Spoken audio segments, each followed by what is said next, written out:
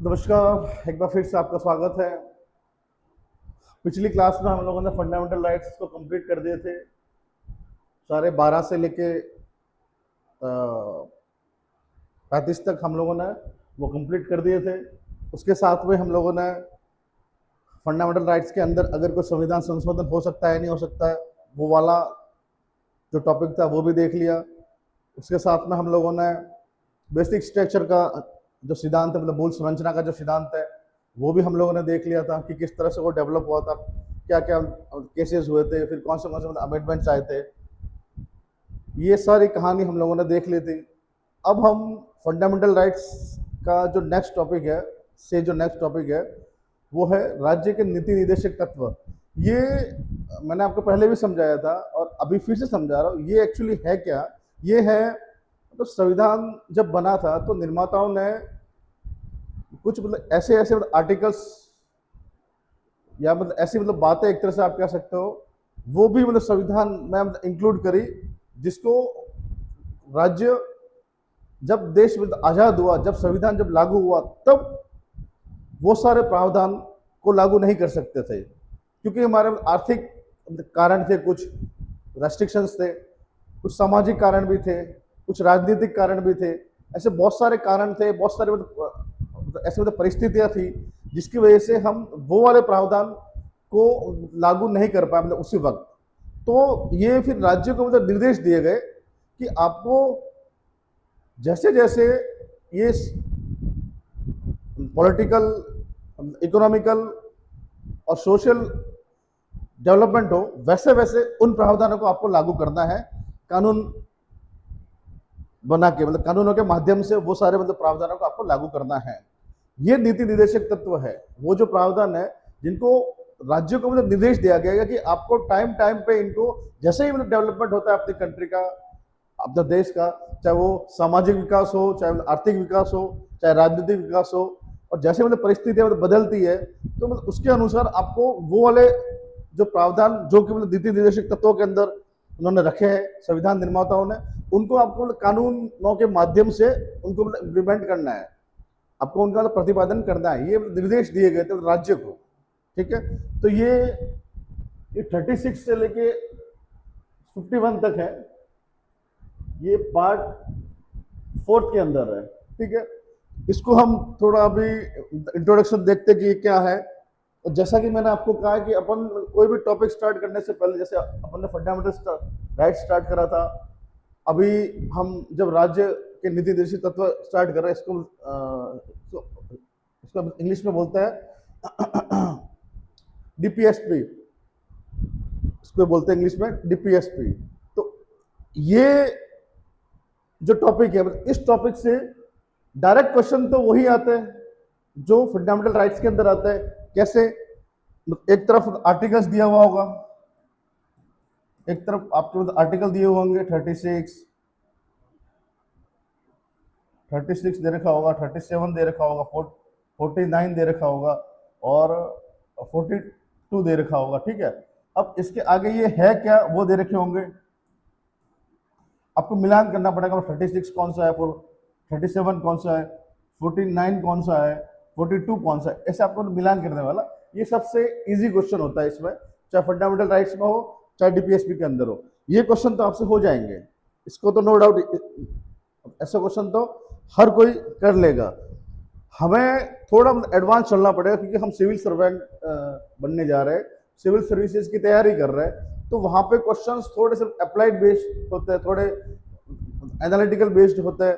तो उसके लिए वो किस तरह के मतलब क्वेश्चन दे सकता है और क्वेश्चन के अंदर अंदर ऑप्शंस किस तरह के दे सकता है, तो उसके अंदर वो जिस तरह से जहां तक एग्जामिनर जा सकता है ना, हमारी टीम ने मेहनत करके रिसर्च करके वो सारी चीजें एक्सक्लूड कर दी है कि यहाँ यहाँ एग्जामिनर डीपीएसपी वाले टॉपिक में मैं एनालिटिकल क्वेश्चन प्रीलिम्स में पूछ सकता है। हम सिर्फ प्रीलिम्स की बात कर रहे हैं, मेंस की बात मेंस के उस प्रोग्राम में करेंगे। तो यहाँ पे हमारी टीम ने वो सब कुछ इंक्लूड कर दिया है आपके लिए, आपको अलग से मेहनत करने की जरूरत नहीं है, वो सब कुछ इंक्लूड कर दिया है जिससे कि आपके एनालिटिकल क्वेश्चन जो है डीपीएसपी में वो आपके सॉल्व हो सके बिना किसी टाइम वेस्ट के, बिना ज्यादा सोचे, बिना किसी कंफ्यूजन के।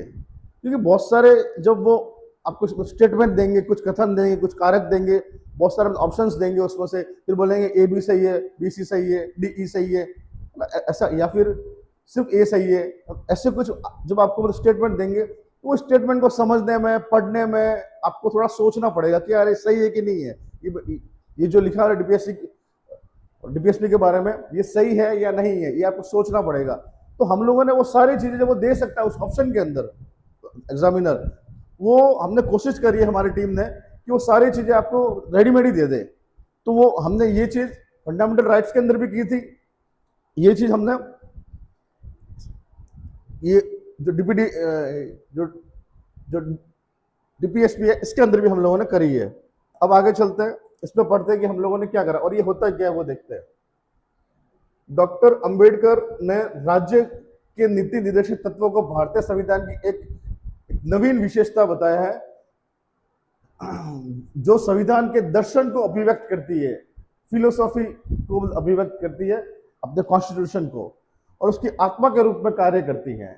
ये चीजें ऐसी हैं जो धीरे धीरे आपको फॉलो करनी है। ये एक तरह से संविधान की आत्मा के रूप में काम करती है और फिलोसॉफी के रूप में काम करती है। स्टेटमेंट दिया हुआ होगा बी आर अम्बेडकर के का नाम लिख के, वहां पे डॉक्टर बी आर अम्बेडकर को कोट करके ये स्टेटमेंट दिया हुआ होगा और आपसे पूछा जाएगा कि ये स्टेटमेंट किसके बारे में है, डीपीएसपी के बारे में, ठीक है जी। और ये डीपीएसपी के क्वेश्चन के नीचे मतलब ऑप्शन में भी दिया जा सकता है, ये सही है या गलत है, उसमें भी तो ये सही स्टेटमेंट है, ये बी आर अम्बेडकर साहब ने ये कहा है, ठीक है।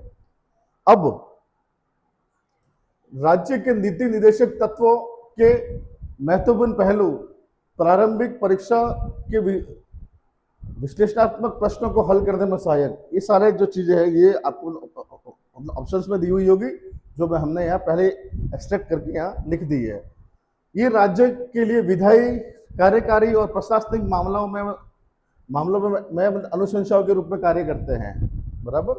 राज्य के विधायी हेल्प करता है, ये मतलब लेजिस्लेचर की, एग्जीक्यूटिव की भी हेल्प करता है, और एडमिनिस्ट्रेटिव जो मामले है उसमें भी ये मतलब अनुशंसाओं के रूप में काम करता है, मतलब सिफारिश के रूप में काम करता है कि आपको ये ध्यान में रख के, मतलब ये प्रावधान को ध्यान में रख के आपको लॉ बनाना है, like UCC, uniform civil code, ये भी अपना डीपीएसपी में दे रखा है और अभी उसमें मतलब कानून बनाने की बात चल रही है। तो ये सारे मतलब निर्देश है, एक तरह से ये मतलब हेल्प करते हैं इन लोगों की, मतलब विधायी, कार्यकारी और प्रशासनिक मामलों में मतलब अनुशंसाओं के रूप में कार्य करते हैं, मतलब सिफारिश के तौर पे ये काम करते हैं कि आपको ये चीजें कर दी है, इस सेक्टर पे हेल्प करते हैं, ठीक है। ये जो 3 सेक्टर है लिखे हुए, इसकी जो मामले लिखे हुए इसमें हेल्प करती है। ये लाइन में दी हुई होगी, आपको टिक करना है कि ये सही है, इतना सा ध्यान रखना है आपको।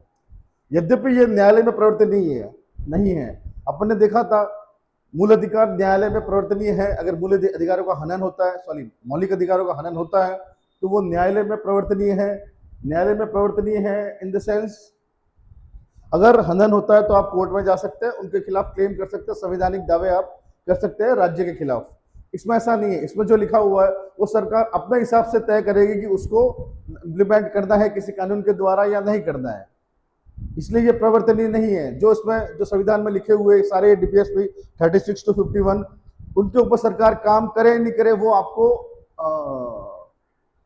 अवेलेबल करवाए नहीं करवाए, इसके लिए आप कोर्ट में नहीं जा सकते, बराबर। तो ये न्यायालय में प्रवर्तनीय नहीं है।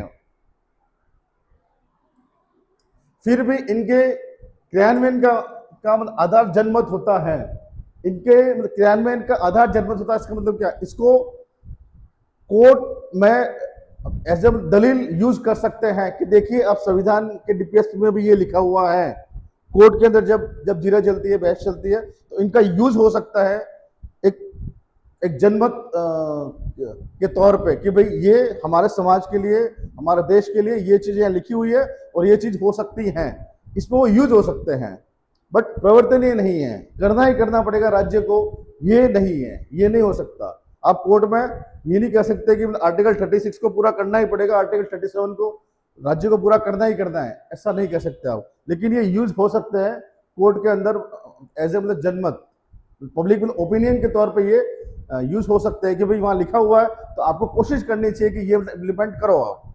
ये ये कोड भी ऐसा मतलब स्टेटमेंट दे सकती है। और जब जीरो हो तो ये अपना जो मतलब वकील होते हैं वो भी इसकी मतलब इसको मतलब अपने ड्राफ्टिंग के अंदर इसको यूज कर सकते हैं। 36 से 51 तक के आर्टिकल्स को यूज कर सकते हैं। इसका मतलब ये है, ठीक है। राज्य के नीति निर्देशक तत्व विधायिका और कार्यपालिका के कार्यों पर किसी प्रकार की प्रत्यक्ष सीमा नहीं लगाते। आपको ये करना ही करना पड़ेगा, ऐसा नहीं है। जब यहाँ पे ये प्रवर्तन जब नहीं है, इसका मतलब भी यही है कि ये लेजिस्लेचर और कार्यपालिका के फंक्शंस को किसी प्रकार से लिमिट नहीं करते हैं, बराबर। जब प्रवर्तन ही नहीं है तो उनकी जिम्मेदारी भी नहीं है, तो उनकी जिम्मेदारी को फिक्स नहीं करते ये, चाहे वो विधायिका हो, चाहे वो कार्यपालिका हो, चाहे वो लेजिस्लेचर हो, चाहे वो एग्जीक्यूटिव बॉडी हो, नहीं कर सकते। उनकी जो फंक्शनिंग है उसको लिमिट नहीं करते हैं, बराबर, क्योंकि प्रवर्तन ही नहीं है, वो जिम्मेदारी है ही नहीं उनकी। जैसे जैसे हालात बनेंगे, परिस्थितियां बनेगी और देश का विकास होगा, जैसे जैसे जो स्टेटस होगा मतलब उस टाइम हमारी कंट्री का, उसके अकॉर्डिंग उसको पूरी करने की मतलब कोशिश की जाएगी डीपीएसपी को। ये है, बराबर। तो कोई जिम्मेदारी नहीं बनती है उनकी, मतलब प्रत्यक्ष सीमा नहीं लगाते ये, ठीक है। ये DPSP directive principles of state policy, ठीक है। ये सकारात्मक सामाजिक आर्थिक अधिकारों को प्रोत्साहित करते हैं। ये सामाजिक और आर्थिक अधिकार जो है नागरिकों के, उसको प्रोत्साहित करते हैं। आगे आएंगे बहुत सारे सामाजिक और आर्थिक अधिकार, 36 से लेकर 51 तक बहुत सारे हैं उसमें। जबकि मौलिक अधिकार नकारात्मक प्रकृति के होते हैं कि ये स्टेट को पूरे करने ही पड़ेंगे, ये नकारात्मक प्रकृति, इसलिए यहाँ पर लिखा है नकारात्मक प्रकृति। मौलिक अधिकार नकारात्मक प्रकृति के होते हैं, क्यों? क्योंकि इसमें स्टेट को के ऊपर आप क्लेम कर सकते हैं कि आपको ये करना ही करना है। स्टेट को रोकती है कि आपको ये नहीं करना है, मौलिक अधिकार का हनन नहीं करना है। इसलिए जो फंडामेंटल राइट्स है वो नकारात्मक प्रकृति के होते हैं, लेकिन ये सकारात्मक प्रकृति के होते हैं। क्यों?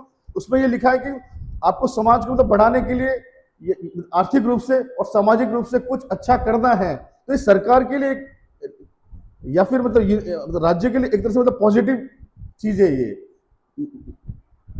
डीपीएसपी। तो डीपीएसपी मतलब पॉजिटिव होते हैं और फंडामेंटल राइट्स नेगेटिव होते हैं, स्टेट को रोकते हैं कुछ भी मनमानी कार्रवाई करने के लिए। फंडामेंटल राइट्स ये रोकते नहीं है, ये उसको मोटिवेट करते हैं एक तरह से कि आर्थिक और सामाजिक जो है अधिकार को आप मतलब प्रोत्साहित करो, ये पॉजिटिव है। ध्यान रखिएगा इस स्टेटमेंट को, ठीक है। ये कल्याणकारी राज्य की अवधारणा को अभिव्यक्त करते हैं। ये वेलफेयर स्टेट को का जो कॉन्सेप्ट है उसको मतलब अभिव्यक्त करते हैं, उसको दर्शाते हैं, एक्सप्रेस करते हैं उसको। मतलब कल्याणकारी राज्य का मतलब कि ऐसा राज्य कि जो नागरिकों को सामाजिक जो उनका हक है वो प्रदान करे, आर्थिक हक प्रदान करे, राजनीतिक हक प्रदान करे, ये सारे के सारे हक उसको प्रदान करे और एक वेलफेयर स्टेट, एक कल्याणकारी राज्य का निर्माण हो उससे। ये वर्ड यहाँ पे इसलिए लिखा हुआ है, तो मतलब इस कॉन्सेप्ट को वो अभिव्यक्त करते हैं ये डीपीएसपी, ठीक है। ये वर्ड्स आपको याद रखना बस, कल्याणकारी राज्य, ठीक है, जिसका उद्देश्य न्याय, स्वतंत्रता, समानता तथा बंधुत्व की स्थापना करना है। ये सारे चीजों की स्थापना करना है। ये देश के शासन के लिए मौलिक सिद्धांत माने गए हैं, मौलिक अधिकार नहीं है, मौलिक सिद्धांत है। ये अगर स्टेट करेगा तो ये सारी चीजें न्याय, स्वतंत्रता, समानता और बंधुत्व की स्थापना हो जाएगी। अगर राज्य ये 36 से 51 में जो भी प्रोविजन लिखे हुए उसको अगर पूरे करने की कोशिश करेगी तो उससे मतलब वेलफेयर स्टेट की अवधारणा भी स्पष्ट हो जाती है और ये मौलिक सिद्धांत जो शासन कर रहा है राज्य, मतलब उसके लिए मतलब मौलिक सिद्धांत के रूप में काम करते हैं। ओके, तो फंडामेंटल मतलब प्रिंसिपल्स है ये DPSP. Fundamental rights, fundamental principles नहीं है, वो तो नेगेटिव है, वो तो उसको उनको देने ही देना है। लेकिन ये मौलिक सिद्धांत ये है डीपीएसपी की, आपको मतलब मौलिक रूप से आपको ये सारे के सारे काम करने हैं इन चीजों की स्थापना करने के लिए। जब ये इन चीजों की स्थापना राज्य करेगा तो वो वेलफेयर स्टेट हो जाएगा, कल्याणकारी राज्य हो जाएगा, बराबर। नेक्स्ट, अनुच्छेद 39B एंड 39C के अंतर्गत अंतर्गत बनाए गए कानूनों को अनुच्छेद 14, 19 और 31 भी था, वो हटा दिया है, इसलिए मैंने अब यहाँ मैंने भी हटा दिया है, ठीक है। क्योंकि बार बार वो चीज अगर मैं लूंगा, स्टार्ट में आपको समझ में आना चाहिए कि 31 भी था उसमें। अब 31 को मैं लिख सकता हूँ, कोई दिक्कत नहीं, आप भी एग्जाम में लिख सकते हैं, कोई इश्यू नहीं है इसमें। बट ये हट गया, ये भी रिपील हो चुका, अब ये है ही नहीं, ये आर्टिकल ही नहीं है अब। प्रॉपर्टी, राइट टू प्रॉपर्टी जो है, जो लिखा था 31 में, वो रिपील हो चुका है, वो है ही नहीं, ठीक है। तो 39B और 39C ये दोनों डीपीएसपी है, ये अपन पढ़ चुके हैं 31C के अंदर। ये 31C की ये लाइन है और कुछ नहीं है। ये अनुच्छेद 39B और 39C के अंतर्गत बनाए गए कानूनों को अनुच्छेद 14 एंड 19 के आधार पर अब असंवैधानिक घोषित नहीं किया जा सकता। अगर ये दो जो डीपीएसपी है 39B एंड 39C, इनको कंप्लीट करने के लिए अगर 14 और 19 का हनन होता है तो वो असंवैधानिक नहीं माना जाएगा। 14 और 19 फंडामेंटल राइट्स है, तो हनन तो वो असंवैधानिक नहीं माने जाएंगे। नेक्स्ट, मिनर्वा मिल्स वाद 1980 अपन ने पढ़ा भी था। मैं यह प्रतिपादित किया गया कि मौलिक अधिकार और राज्य के नीति निर्देशित तत्वों के बीच सामंजस्य संविधान के मूल संरचना के लिए अत्यंत आवश्यक है।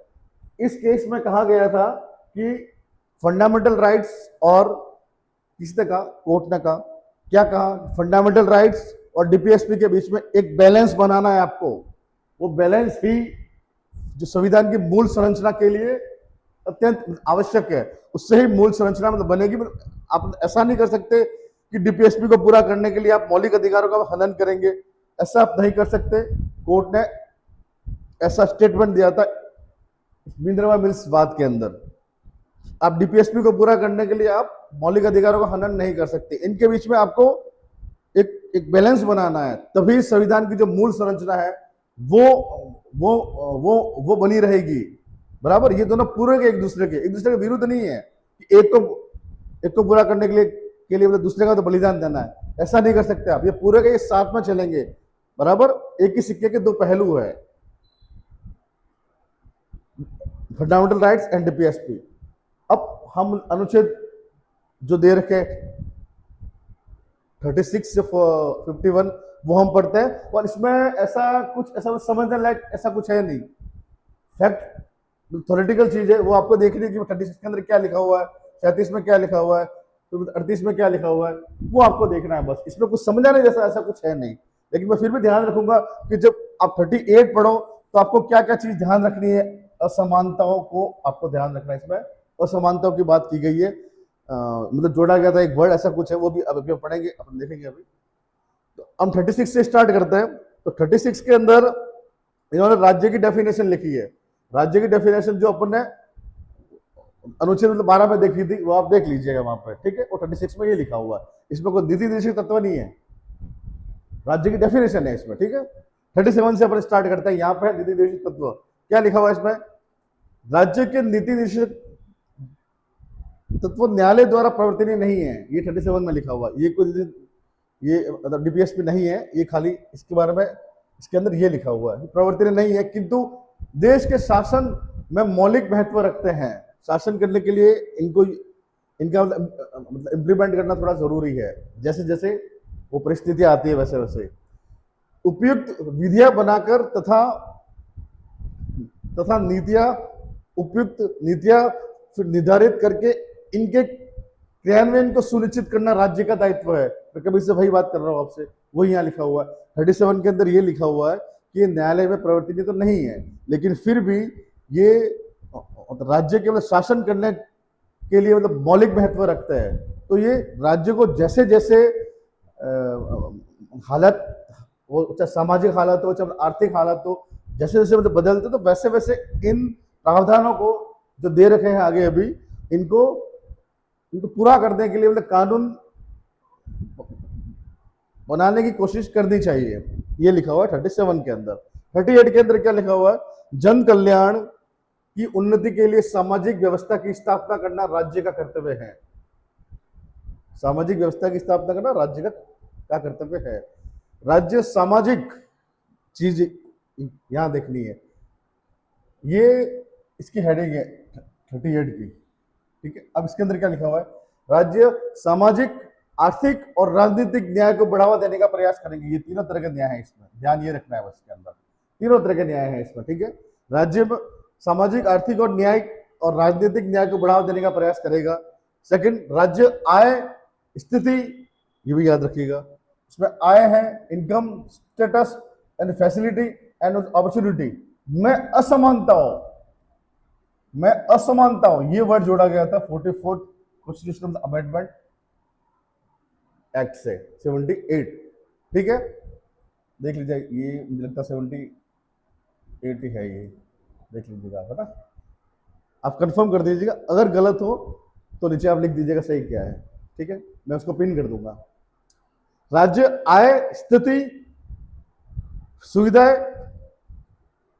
और अवसर, चार चीजें इसके अंदर, ये ध्यान रखना, ये एग्जाम में आता है, ये सारी चीजें आरपीएससी ऐसे जो फैक्चुअल इंफॉर्मेशन देती है, ध्यान रखना। 1, 2, 3 और 4, ध्यान ये रखना कि असमानता है। ये जो लाइन है ये जोड़ी गई थी 44 कॉन्स्टिट्यूशनल अमेंडमेंट एक्ट 1978 से, ठीक है। ये चार चीजों में असमानता को कम करने का प्रयास करेगा राज्य, इन चार हेडिंग के अंदर, पहली हेडिंग, दूसरी, तीसरी, चौथी में असमानता को कम करने का प्रयास करेगा। ये 38 के अंदर लिखा हुआ। 39 तो रॉकेट साइंस नहीं समझने में, बस थ्योरी है इसमें। राज्य की नीतियां निम्नलिखित को सुनिश्चित करेगी, ये निर्देश दिए गए राज्य को, ठीक है, इसलिए इनका नाम है राज्य के नीति निर्देशक तत्व, ठीक है। पुरुषों और महिलाओं के लिए समान रोजगार का अवसर देंगे 39A, ये 39A है, ये 39A, ABCDEF, 39ABCDEF अलग अलग, मैंने यहां पे 39 वापस नहीं लिखा है, ये ध्यान रखिएगा, है ना। तो पहला 39A में क्या लिखा, ये एग्जाम में आता है, एग्जाम में सिर्फ 39 लिखा हुआ नहीं आता है, 39B आ जाएगा, D आ जाएगा, E आ जाएगा, तो आपको ये याद रखने पड़ेंगे, ये आपको याद रखने पड़ेंगे। तो 39A में क्या लिखा हुआ है? पुरुषों और महिलाओं के लिए समान रोजगार का अवसर मतलब एम्प्लॉयमेंट, ठीक है।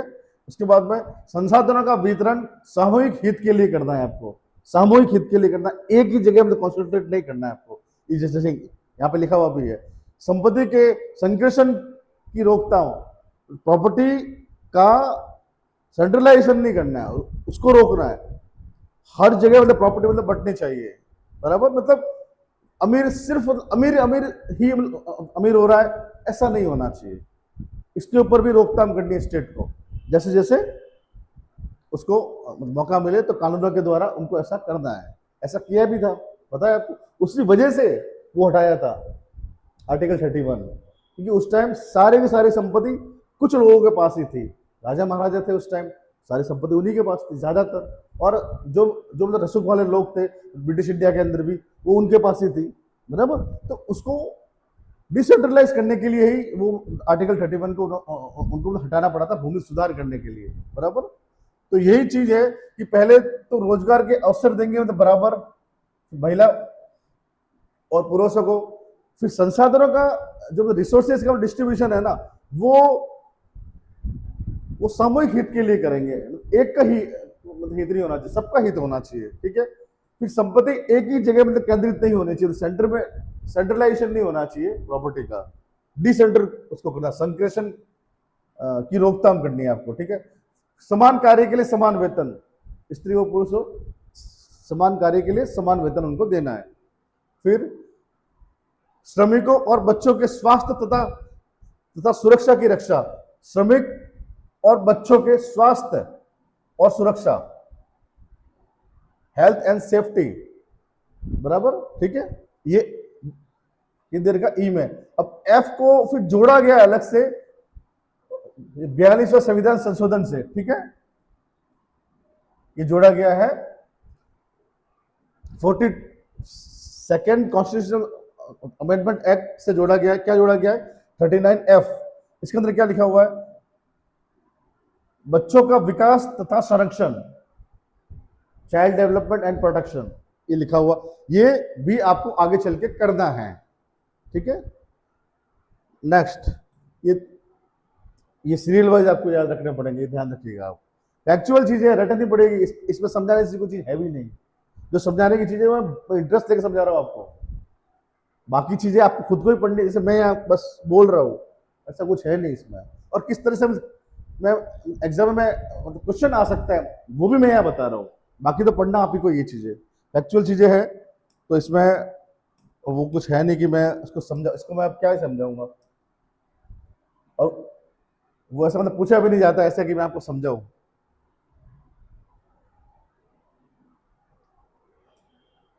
अनुच्छेद 39A ये भी जोड़ा गया 42 में से, ठीक है। ये 39A कैपिटल है, ध्यान रखना। वो 39ABCDEF स्मॉल थे वो, ये 39A कैपिटल है। समान न्याय को प्रोत्साहित करना तथा निःशुल्क विधिक सहायता प्रदान करना। सबको न्याय एक जैसा मिले, समान न्याय मिले, न्याय की पहुंच सब तक हो, ठीक है। और निःशुल्क विधिक सहायता प्रदान करना मतलब अगर किसी के पास लॉयर नहीं है तो विधिक सहायता के लिए वो उससे कोई फीस ना ले और उसको मतलब प्रोवाइड करवाए। जो लीगल हेल्प है वो उसको मतलब नागरिकों को मतलब प्रोवाइड करवाए विदाउट एनी कॉस्ट। ये मिलती नहीं है अभी, ये डीपीएसपी में लिखा हुआ है। मतलब इसके लिए आपको कुछ ना कुछ करना है आगे जाके। सरकार को निर्देश है ये कि ये चीजें आपको करनी है कि न्याय सबको मिले, सबको मतलब समान न्याय मिले, मतलब इक्वल जस्टिस मिले, और सबके पास मौका हो अपना केस लड़ने का। तो उसके लिए भी आपको सहायता करनी है, विधिक सहायता, वो भी निःशुल्क। ये राज्य के लिए निर्देश है, तो ये अभी तक हुआ नहीं है कि सबको मिल रही है, ये मिलनी चाहिए, ऐसा संविधान में लिखा हुआ। और राज्य को मतलब निर्देश देंगे, जब भी आपके पास रिसोर्सेस हो राज्य के पास तो इसको लागू कर सकते हैं किसी कानून के द्वारा। ये 42वें संविधान संशोधन के अंदर जोड़ा गया था। नेक्स्ट, डीपीएसपी क्या, कम से कम वो तो समझ में आ ही गया होगा। अब तो ये फैक्चुअल चीजें वो देखनी है आपको बस। अनुच्छेद 40 स्वशासन के लिए ग्राम पंचायतों की स्थापना। ग्राम पंचायतों की स्थापना की बात आ गई है 14 के अंदर, ठीक है। ग्राम पंचायतों की स्थापना करनी है आप, और इससे, और ये हमने कर दिया है। कैसे कर दिया है? 73वें संविधान संशोधन अधिनियम 1992 द्वारा भाग 9, संविधान के भाग 9 और 11वीं अनुसूची जोड़ी गई तथा पंचायतों को संवैधानिक दर्जा प्रदान किया गया।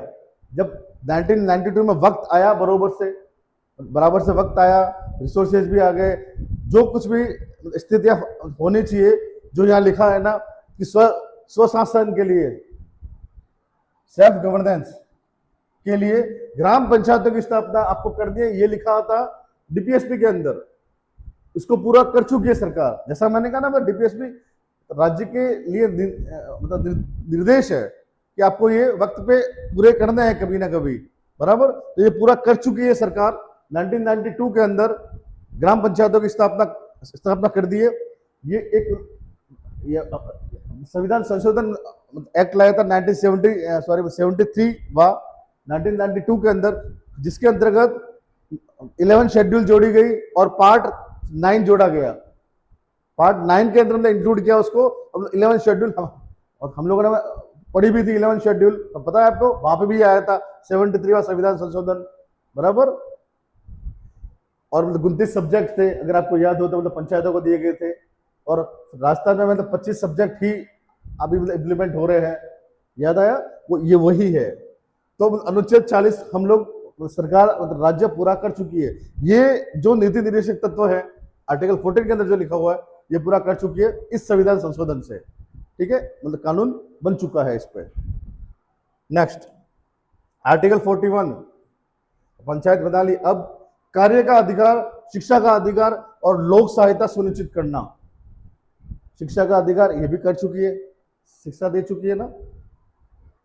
लोक सहायता, हेल्प, पब्लिक हेल्प, गरीबों के लिए या फिर जो अपने वीकर सेक्शन ऑफ सोसाइटी है उनके लिए ये आपको करना है, ये आपको सुनिश्चित करना है, ये इसमें लिखा हुआ है 41 के अंदर। कार्य का अधिकार, सबको मतलब काम करने का मतलब अधिकार आपको देना है, उनको शिक्षा का अधिकार भी उनको देना है, और लोक सहायता भी सुनिश्चित करनी है। ये 3 चीजें लिखी हुई है 41 के अंदर। 42 के अंदर क्या लिखा हुआ है? मानवीय कार्य परिस्थिति, मतलब काम तो आपने दे दिया, चलो मान लो, अब उनके काम करने के लिए मानवीय कार्य परिस्थितियां होनी चाहिए, और मातृत्व सहायता प्रदान करना, मतलब जस्ट मतलब ह्यूमन वो जो परिस्थितियां वो होनी चाहिए, मतलब काम करने के लिए वहां पे हर चीज होनी चाहिए, लाइक पंखा भी होना चाहिए, सारी सुविधा होनी चाहिए उनके लिए, लाइट भी होनी चाहिए, आराम करने के लिए मतलब रेस्ट रूम भी होने चाहिए। ये सारी चीजें जो डेवलप कंट्रीज में होती है ना, वो हम जब डेवलप होंगे तो हम भी ये करेंगे। ये डीपीएसपी के अंदर ही तो लिखा हुआ है कि आपको बाद में करनी है, जाके जो डेवलप कंट्रीज है वो कर चुकी है, हमको ये निर्देश दिए कि आपको भी ये करनी है जब आपका देश डेवलप हो जाए तब, एक तरह से। तो ये चीज आपको करनी है, मतलब मानवीय कार्य की मतलब परिस्थिति आपको बनानी है, बराबर। एक फिर मातृत्व सहायता प्रदान करना, मतलब जो भी मदर्स है वो कोई काम कर रहे हैं अगर, तो उनके लिए भी वो सुविधा होनी चाहिए कि मतलब बच्चे को अगर वो साथ में लेके आए तो उनके लिए रेस्ट रूम वगैरह जो भी है वो होना चाहिए उनके लिए, जहाँ पे भी वो काम कर रहे हैं उनके लिए। ये है लिखा हुआ आर्टिकल 42 के अंदर। 43 के अंदर क्या लिखा हुआ है? थ्योरी चीजें है, पढ़नी है आपको बस। 43 के इसमें समझने ऐसा कुछ है भी नहीं, समझना ये है कि डीपीएसपी है क्या, जो मैं समझा चुका हूँ। नेक्स्ट 43 में लिखा हुआ है श्रमिकों के लिए जीवन जीवन निर्वाह योग्य वेतन, वेतन आपको उनको बराबर से देना, अच्छा देना है ताकि उनका जीवन अच्छे से बीत सके, निर्वाह हो सके। सम्मानजनक जीवन स्तर सुनिश्चित करना, उनका सम्मानजनक जो अपना जीवन का स्तर है उसको सुनिश्चित करना, तथा कुटीर उद्योगों को सहायता को प्रोत्साहित करना, कॉटेज इंडस्ट्री को भी प्रोत्साहित करना, ये भी इसके अंदर लिखा हुआ है 43 के अंदर, ठीक है।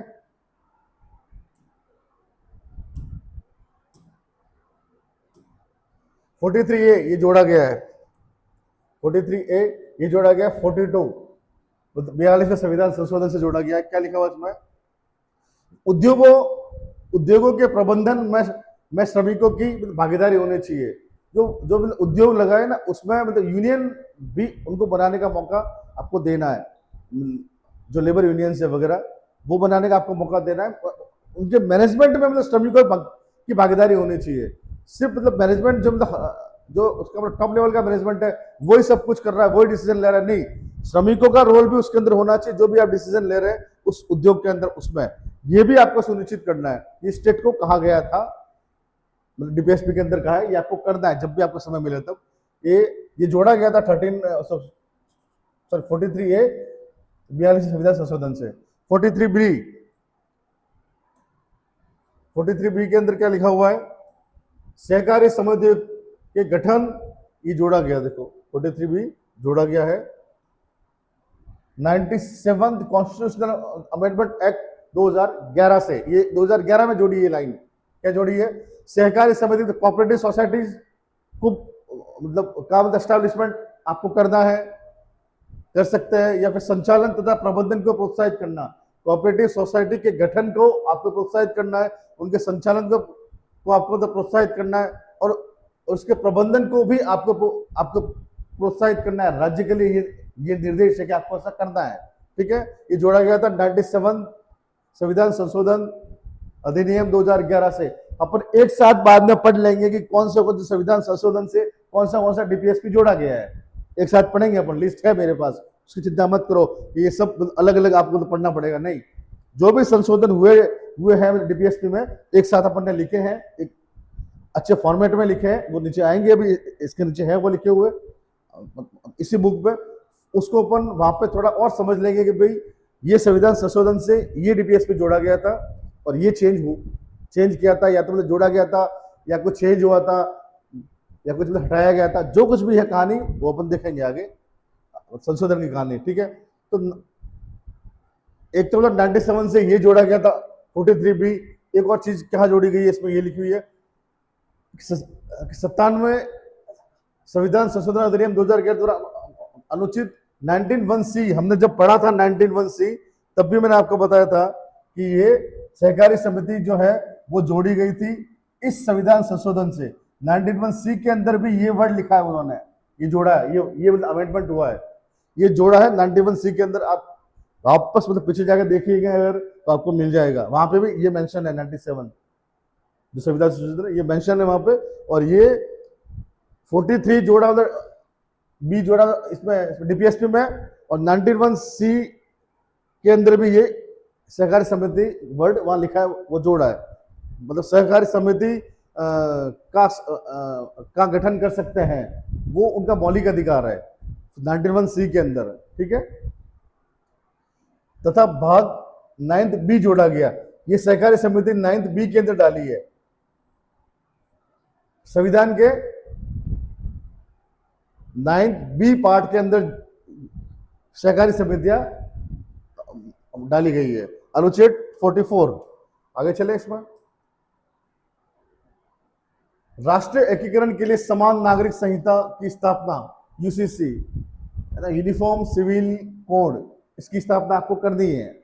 इसलिए अभी वो एक बिल भी आया था, पास हुआ नहीं है अभी तक वो, लेकिन वो बिल कब आया था और अभी वो किस प्रोसेस में है, ये अगर चीजें आपको अगर आपको पता है तो नीचे आप कमेंट में लिखिएगा। और अगर आपको पता नहीं है तो चिंता मत कीजिए, आगे सब कुछ आएगा। अपन जब पढ़ेंगे तो वो सब कुछ इसके अंदर आएगा आगे। ऐसी कोई चीज नहीं होगी कि हमारे पास वो चीज नहीं होगी, हमारे पास ऐसी हर चीज होगी जो एग्जाम में पूछी जा सकती है आपसे, चाहे वो 10 साल पुराना कोई फैक्ट हो, चाहे कोई नया फैक्ट हो, किसी भी बिल से रिलेटेड हो, किसी भी एक्ट से रिलेटेड हो, सारी चीजें जो भी एग्जाम में पूछी जा सकती है, उसके चांसेस है पूछने के, वो सारी चीजें अपने पास हैं। फैक्चुअल मतलब इंफॉर्मेशन हमारे पास इस बुक के अंदर सारी की सारी है, कहीं और आपको जाने की कोई जरूरत ही नहीं है, बाकी आपकी इच्छा। आर्टिकल 45, सॉरी ये 44 अभी तक अपने पूरा नहीं किया। तो शाहबानो वाद 1985, शाहबानो वाद हुआ था एक 1985 में, बड़ा इंपॉर्टेंट है ये बात, ये आगे और आएगा, अपन पढ़ेंगे कि ये था क्या। ने समानता की आवश्यकता को रेखांकित किया, समानता आपको रखनी है, ये रेखांकित किया, ये हिस्ट्री है इसकी, ये तो पहले से डाला हुआ है कि आपको ऐसा करना, मतलब स्टेट को यूसीसी की स्थापना करनी है, ये मतलब यूनिफॉर्म सिविल कोड जो है वो लाना है, ये राज्य के लिए निर्देश था। अब इसकी हिस्ट्री क्या रही कि 1985 में ये जो केस हुआ शाहबानो का केस, इसके अंदर समानता की मतलब आवश्यकता, मतलब कानून की समानता, सारे धर्मों के लिए एक ही नागरिक संहिता कानून सबके लिए, हिंदू हो चाहे मुसलमान हो, जो सिविल लॉज है वो सबके लिए समान हो। ये सिविल लॉज की बात हो रही है, क्रिमिनल लॉज तो वैसे समान है। अगर कोई मुस्लिम मर्डर करेगा तो उसके ऊपर भी जो धारा लगेगी, आईपीसी सीआरपीसी जो भी लगेगी, वही एक हिंदू के ऊपर भी लगेगी, कोई फर्क नहीं है उसमें। यूनिफॉर्म सिविल कोड है ये, जो सिविल जो मामले हैं, शादी तलाक ऐसे जो मामले हैं, वो मामलों में इन सब धर्म वाइज जो अलग अलग जो इनके लॉज बने हुए है ना, वो लॉज को सबको मिला के एक लॉ बनाओ आप सारे धर्मों के लिए, सिविल लॉज एक बनाओ। जैसे मतलब मल्टीपल मतलब मैरिज हो जाती है मुस्लिम्स में, और हिंदू में ये अलाउड नहीं है, और हिंदू मैरिज एक्ट 1955 के अंदर ये अलाउड नहीं है, आप एक ही शादी कर सकते हैं। अगर दूसरी करनी है तो पहले से आपको लीगली आपको डाइवोर्स लेना पड़ेगा, ये लॉ है हिंदू के अंदर। मुसलमानों में कुछ और लॉ है, तो ये इन सबको एक करना है, जो सिविल जो मामले है उसको एक करना है। ये यूनिफॉर्म सिविल कोड है, मतलब क्रिमिनल से कोई मतलब नहीं है, मतलब कोई मतलब क्रिमिनल केस होगा तो उसके लिए सबके लिए मतलब एक ही कानून है, चाहे वो राष्ट्रपति हो, चाहे मैं हो, चाहे किसी भी धर्म का हो, चाहे किसी भी जाति का हो, सबके लिए एक ही कानून है सीआरपीसी और मतलब आईपीसी के अंदर सब एक समान है। सिविल लॉज अलग अलग है, उसको आपको धीरे धीरे एक करना है। ये राज्य को कहा गया था, एक मामला आया था शाहबानो, उसके अंदर मतलब समानता की जो चीज थी वो कि आपको समान सिविल लॉ आपको मतलब बनाना चाहिए, उसकी आवश्यकता को रेखांकित किया गया था। तो फिर हुआ क्या, सरकार ने क्या करा कि समान नागरिक संहिता विधेयक बिल दिसंबर 2022 में लोकसभा में ये ये पेश हुआ था दिसंबर 2022 में लोकसभा में। जो और पेश किसने किया था? ये किया था हमारे ही स्टेट के जो अभी एमएलए हैं किरोड़ी लाल मीणा जी द्वारा ये पेश किया हुआ था, जो कि एक निजी सदस्य विधेयक के रूप में प्रस्तुत किया था। अब निजी सदस्य विधेयक का मतलब क्या होता है? ये कोई मिनिस्टर नहीं थे। अगर कोई बिल पेश किया जाता है तो वो किसी ना किसी मतलब मिनिस्टर के द्वारा किया जाता है। अगर कोई बिल मतलब मिनिस्टर के अलावा कोई सांसद पेश करता है तो उस बिल को बोलते हैं निजी सदस्य बिल। वो मिनिस्टर नहीं है। मतलब मिनिस्टर के अलावा अगर कोई मतलब बिल पेश करता है, वो भी बिल तो वो भी पेश कर सकते हैं जो मिनिस्टर नहीं है, बराबर, वो भी कर सकते हैं। तो उसको बोलेंगे प्राइवेट मेंबर बिल। ठीक है, ये 2022 में पेश किया गया था लोकसभा में, लेकिन ये अभी तक पास हुआ नहीं है। इसकी हिस्ट्री मैंने कहा ना, अगर आपको पता है तो आप नीचे लिखिए कमेंट बॉक्स में। अगर नहीं पता है तो आगे आएगी, हम पढ़ेंगे, बराबर। और प्रीलिम्स के लिए इतना जानना काफी है कि ये बिल पेश कब हुआ था, किसने किया था, और निजी सदस्य बिल था या पब्लिक था। ठीक है, मतलब किसी मतलब मिनिस्टर ने वो पेश किया था लोकसभा में। और अभी इसका स्टेटस क्या है, पास हुआ या नहीं हुआ है, किस प्रोसीजर में वो पड़ा हुआ है वो बिल, वो सारी चीजें आपको पता होनी चाहिए।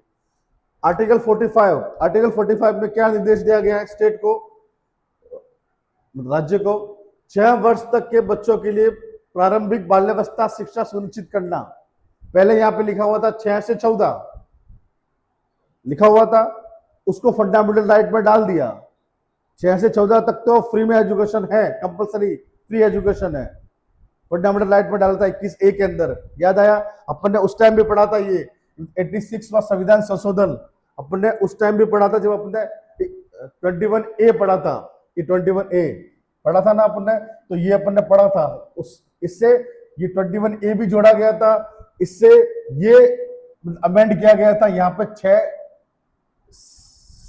से 14 लिखा हुआ था, इसको मतलब अमेंड करके लिखा 6 वर्ष तक के बच्चों के लिए। ये इन्होंने यहाँ लिखा, एक तो ये जोड़ा गया, मतलब ऐड ये हुआ इसमें, ये मतलब अमेंड हुआ।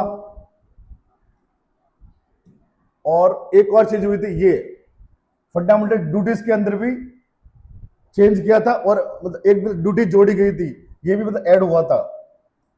अपन सब आगे देखेंगे कि कहाँ कहाँ क्या चीज ऐड हुई है, क्या अमेंड हुई है, अपन आगे देखेंगे, उसकी आप चिंता मत करो। अब चीज ये ध्यान रखना कि 45 में लिखा हुआ है 6 वर्ष तक के बच्चों के लिए प्रारंभिक बाल्यावस्था शिक्षा सुनिश्चित करना। ये 86 वे संविधान संशोधन से जोड़ा गया था। इसके अंदर इसके साथ में क्या जोड़ा गया था, मौलिक अधिकारों में मतलब 21A जोड़ा गया था, सेम कॉन्स्टिट्यूशन जो अमेंडमेंट एक्ट था उसके अंदर। और 21A के अंदर है क्या, 21A के अंदर है 6 से 14 वर्ष के बच्चों को फ्री और कंपलसरी एजुकेशन देनी है स्टेट को, वो मौलिक अधिकार हो चुका है। अब 6 से 14 वर्ष तक के बच्चों को तो दे दी, उसके लायक हमारा देश हो चुका है कि हम 6 से 14 साल के बच्चों को फ्री और कंपलसरी एजुकेशन दे सकते हैं। लेकिन अभी तक हम इतने मतलब प्रोसेस में नहीं गए कि 6 वर्ष तक के बच्चों को भी हम हेल्प कर सके, तो वो डीपीएसपी में इन्होंने लिख दिया।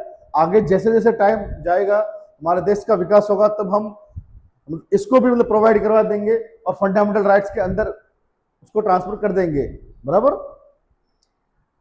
ये चेंज हुआ, ये जोड़ा गया। और 51A ये है फंडामेंटल ड्यूटीज, मौलिक कर्तव्य, इसके अंदर भी जोड़ा गया कि पेरेंट्स को भी अपने बच्चों को मतलब पढ़ाई के लिए प्रोत्साहन देना है, और फ्री की जो एजुकेशन दी जा रही है 6 से 14 साल के बच्चों को,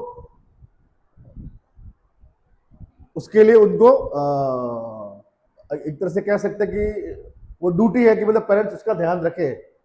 वो जो फंडामेंटल राइट्स के अंदर जो जोड़ा गया है कि आपको 6 से 14 तक कि जो बालक है उनको फ्री और कंपल्सरी एजुकेशन मिलेगी। तो ये पेरेंट्स की भी ड्यूटी है कि वो इस चीज की पूर्ति करे कि वहां बच्चों को स्कूल भेजे, एक तरह से ये आप कह सकते हैं। अपन जब फंडामेंटल ड्यूटीज पढ़ेंगे तो वहां उसको भी देखेंगे अपन। आर्टिकल 46 के अंदर लिखा हुआ है, अनुसूचित जाति SC, अनुसूचित जनजाति ST, शेड्यूल्ड ट्राइब और शेड्यूल्ड कास्ट तथा कमजोर वर्ग वीकर सेक्शंस के शैक्षिक और आर्थिक हितों की रक्षा, इनके तीनों के शैक्षिक और आर्थिक हितों की रक्षा। ठीक है, ये 46 में दे रखा है। और 47 में पोषण स्तर सुधारना है, जो न्यूट्रिशनल लेवल है वो सुधारना है।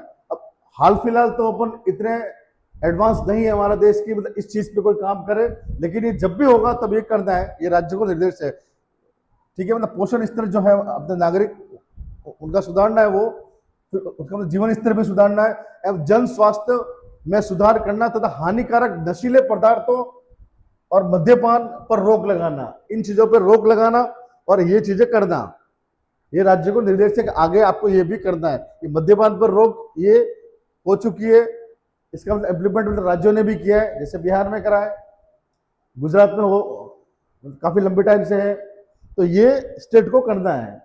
ठीक है, अनुच्छेद 48 के अंदर क्या लिखा हुआ है, कृषि और पशुपालन में आधुनिक तथा वैज्ञानिक पद्धतियों को अपनाना, फैक्चुअल चीजें हैं। नस्लों का संरक्षण करना तथा गोहत्या पर प्रतिबंध लगाना, ये भी DPSP में लिखा हुआ है, ध्यान रखिएगा। गोहत्या पर प्रतिबंध लगाना राज्य को निर्देश है कि इसको बंद करो, जब भी करेंगे तब करेंगे, ये यहाँ लिखा हुआ भी है। और 48A जोड़ा गया था 42वें संविधान संशोधन 1976 से। वो क्या है लिखा हुआ, उसमें क्या जोड़ा गया था कि पर्यावरण का संरक्षण एवं संवर्धन। ठीक है, इसके बाद में वनों तथा वन्य जीवों की रक्षा, 3 चीजें इसमें दे रखी है, एक तो पर्यावरण, एक वन और वन्य जीव, इनकी रक्षा। ठीक है, ये 48A जोड़ा गया था 42वें संविधान संशोधन से। ठीक है, 49 के अंदर क्या लिखा हुआ है, राष्ट्रीय महत्व के स्मारकों, स्थानों और वस्तुओं का संरक्षण करना है आपको, स्टेट को ये ड्यूटी, ये डायरेक्शन दी गई थी। 50 के अंदर क्या लिखा हुआ है, न्यायपालिका को कार्यपालिका से पृथक करना है। अभी भी अपने यहाँ पे जो कार्यपालिका है उसको कुछ न्यायिक कार्य दिए गए हैं, जैसे SDM है, DM है, तो इनको ये क्या है, ये कार्यपालिका है, ये परमानेंट एग्जीक्यूटिव है, राइट, ये कार्यपालिका भी है, परमानेंट ये मतलब कार्यपालिका ये। ठीक है, तो इनको जुडिशियल पावर भी दिए गए हैं, बेल देना,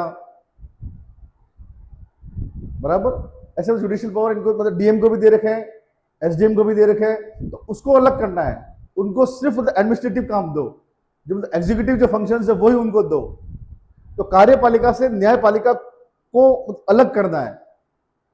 जब स्टार्ट में हमारा देश आजाद हुआ था तब मतलब कलेक्टर के पास और भी बहुत सारे पावर्स थे, बहुत सारे मतलब जुडिशियल पावर थे उनके पास, न्यायिक जो शक्ति थी वो थी कलेक्टर के पास, जबकि कलेक्टर क्या है, वो एग्जीक्यूटिव है, वो परमानेंट एग्जीक्यूटिव है, वो जुडिशियल अथॉरिटी नहीं है, वो जज नहीं है, लेकिन उनके पास पावर्स थी।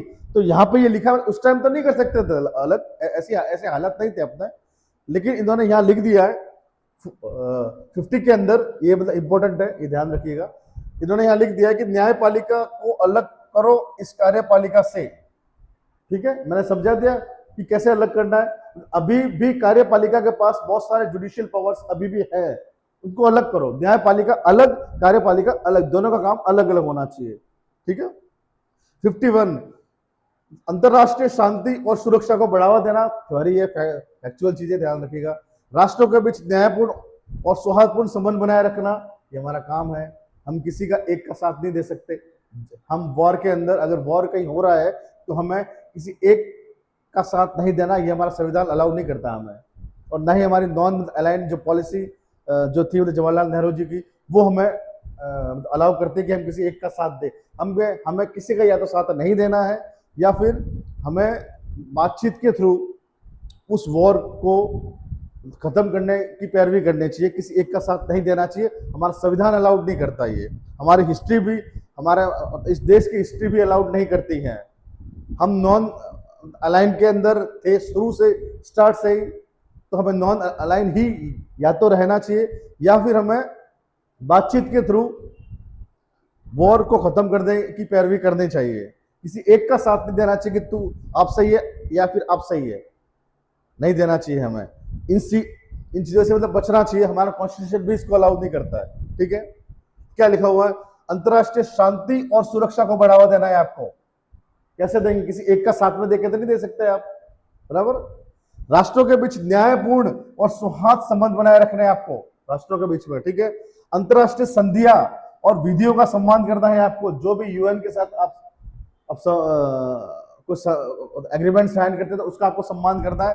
ये इसमें डीपीएसपी के अंदर लिखा हुआ है। और विवादों का समाधान पंच निर्णय के माध्यम से आपको करना है, बराबर। ये लिखा हुआ है अनुच्छेद 51 के अंदर। अब हम पढ़ेंगे इनके संशोधन। ये सारे हो चुके हैं डीपीएसपी 36 से 51। अब हम पढ़ेंगे कि ये जो संशोधन अपन ने पढ़े अलग अलग पढ़े, ये अपन एक साथ एक टेबल में पढ़ लेते तो आपको याद करने में आसानी हो जाएगी। ठीक है, क्या है? राज्य के नीति निर्देश तत्वों में संशोधन। 4 संशोधन हुए, आपको ये ध्यान रखना है। फर्स्ट, सेकंड, थर्ड, फोर्थ, ये 4 संशोधन हुए। कौन से हुए? 42, 44, 86 और 57। ये 4 ही संशोधन हुए हैं। इन 4 संशोधन के थ्रू ही डीपीएसपी में संशोधन हुआ है। तो 42 के थ्रू क्या क्या चेंजेस हुए? एक तो अनुच्छेद एफ को जोड़ा गया है 42 के माध्यम से। 39A को जोड़ा गया है, 43A को जोड़ा गया है और 48A को जोड़ा गया है। ये 4 चेंजेस हुए हैं इस संविधान संशोधन के माध्यम से। ठीक है, अब 44वां, इसके माध्यम से क्या हुआ है कि 38(2) को संशोधन किया। क्या क्या था? वो असमानताएं जोड़ी थी हमने, 4 तरह की असमानता थी, याद आया? वो कौन सी थी? वो कमेंट बॉक्स में आप लिखिए।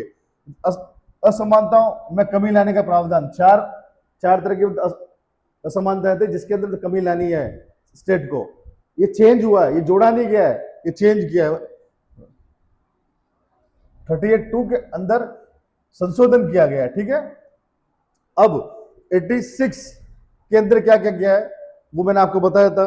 अनुच्छेद 45 के अंदर संशोधन किया है कि 6 वर्ष तक के बच्चों के लिए प्रारंभिक बाल्यावस्था की देखभाल तथा शिक्षा का प्रावधान। पहले यहां पे था 6 से 14 वर्ष, इसको हटा के चेंज किया इन्होंने और ये लिखा है भाई 0 से 6 वर्ष। ठीक है, ये भी हो गया।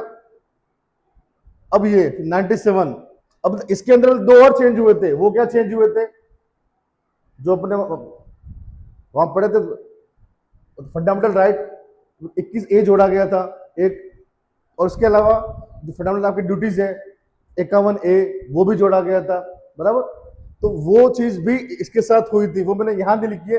यहाँ पे सिर्फ वही लिखा है जो चेंज डीपीएसपी के अंदर हुआ है। ठीक है, 96 के अंदर, सॉरी 97 के अंदर क्या क्या चेंजेस हुए? 43B इसमें जोड़ा गया जिसमें सहकारी समितियों की बात की गई कि संवर्धन के संवर्धन से संबंधित प्रावधान, ये जोड़ा गया है 43B के माध्यम से। सहकारी समिति आपको याद रखना है बस, ये 97। इसके द्वारा 91C में भी ये वर्ड जोड़ा गया, सहकारी समिति। 91C फंडामेंटल राइट्स, वो भी इसी संविधान संशोधन के माध्यम से जोड़ा गया है 2011 में। ध्यान रखिएगा। नेक्स्ट क्या है?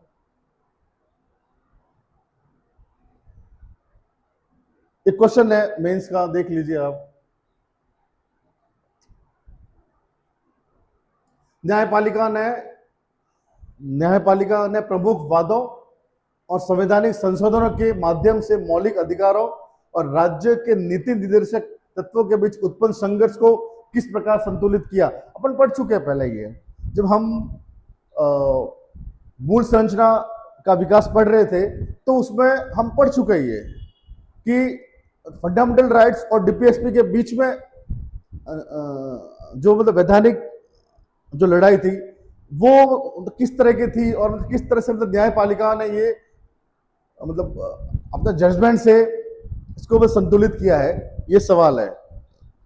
फंडामेंटल राइट्स और डीपीएसपी के बीच में जो वैधानिक जो जो लड़ाई थी उसको न्यायपालिका ने अपने अलग अलग जजमेंट के थ्रू किस तरह से संतुलित किया है, ये सवाल है। इसमें आपको ये बात तो कंफर्म है कि आपको जो केसेस है वो उसने पूछा है। प्रमुख वादों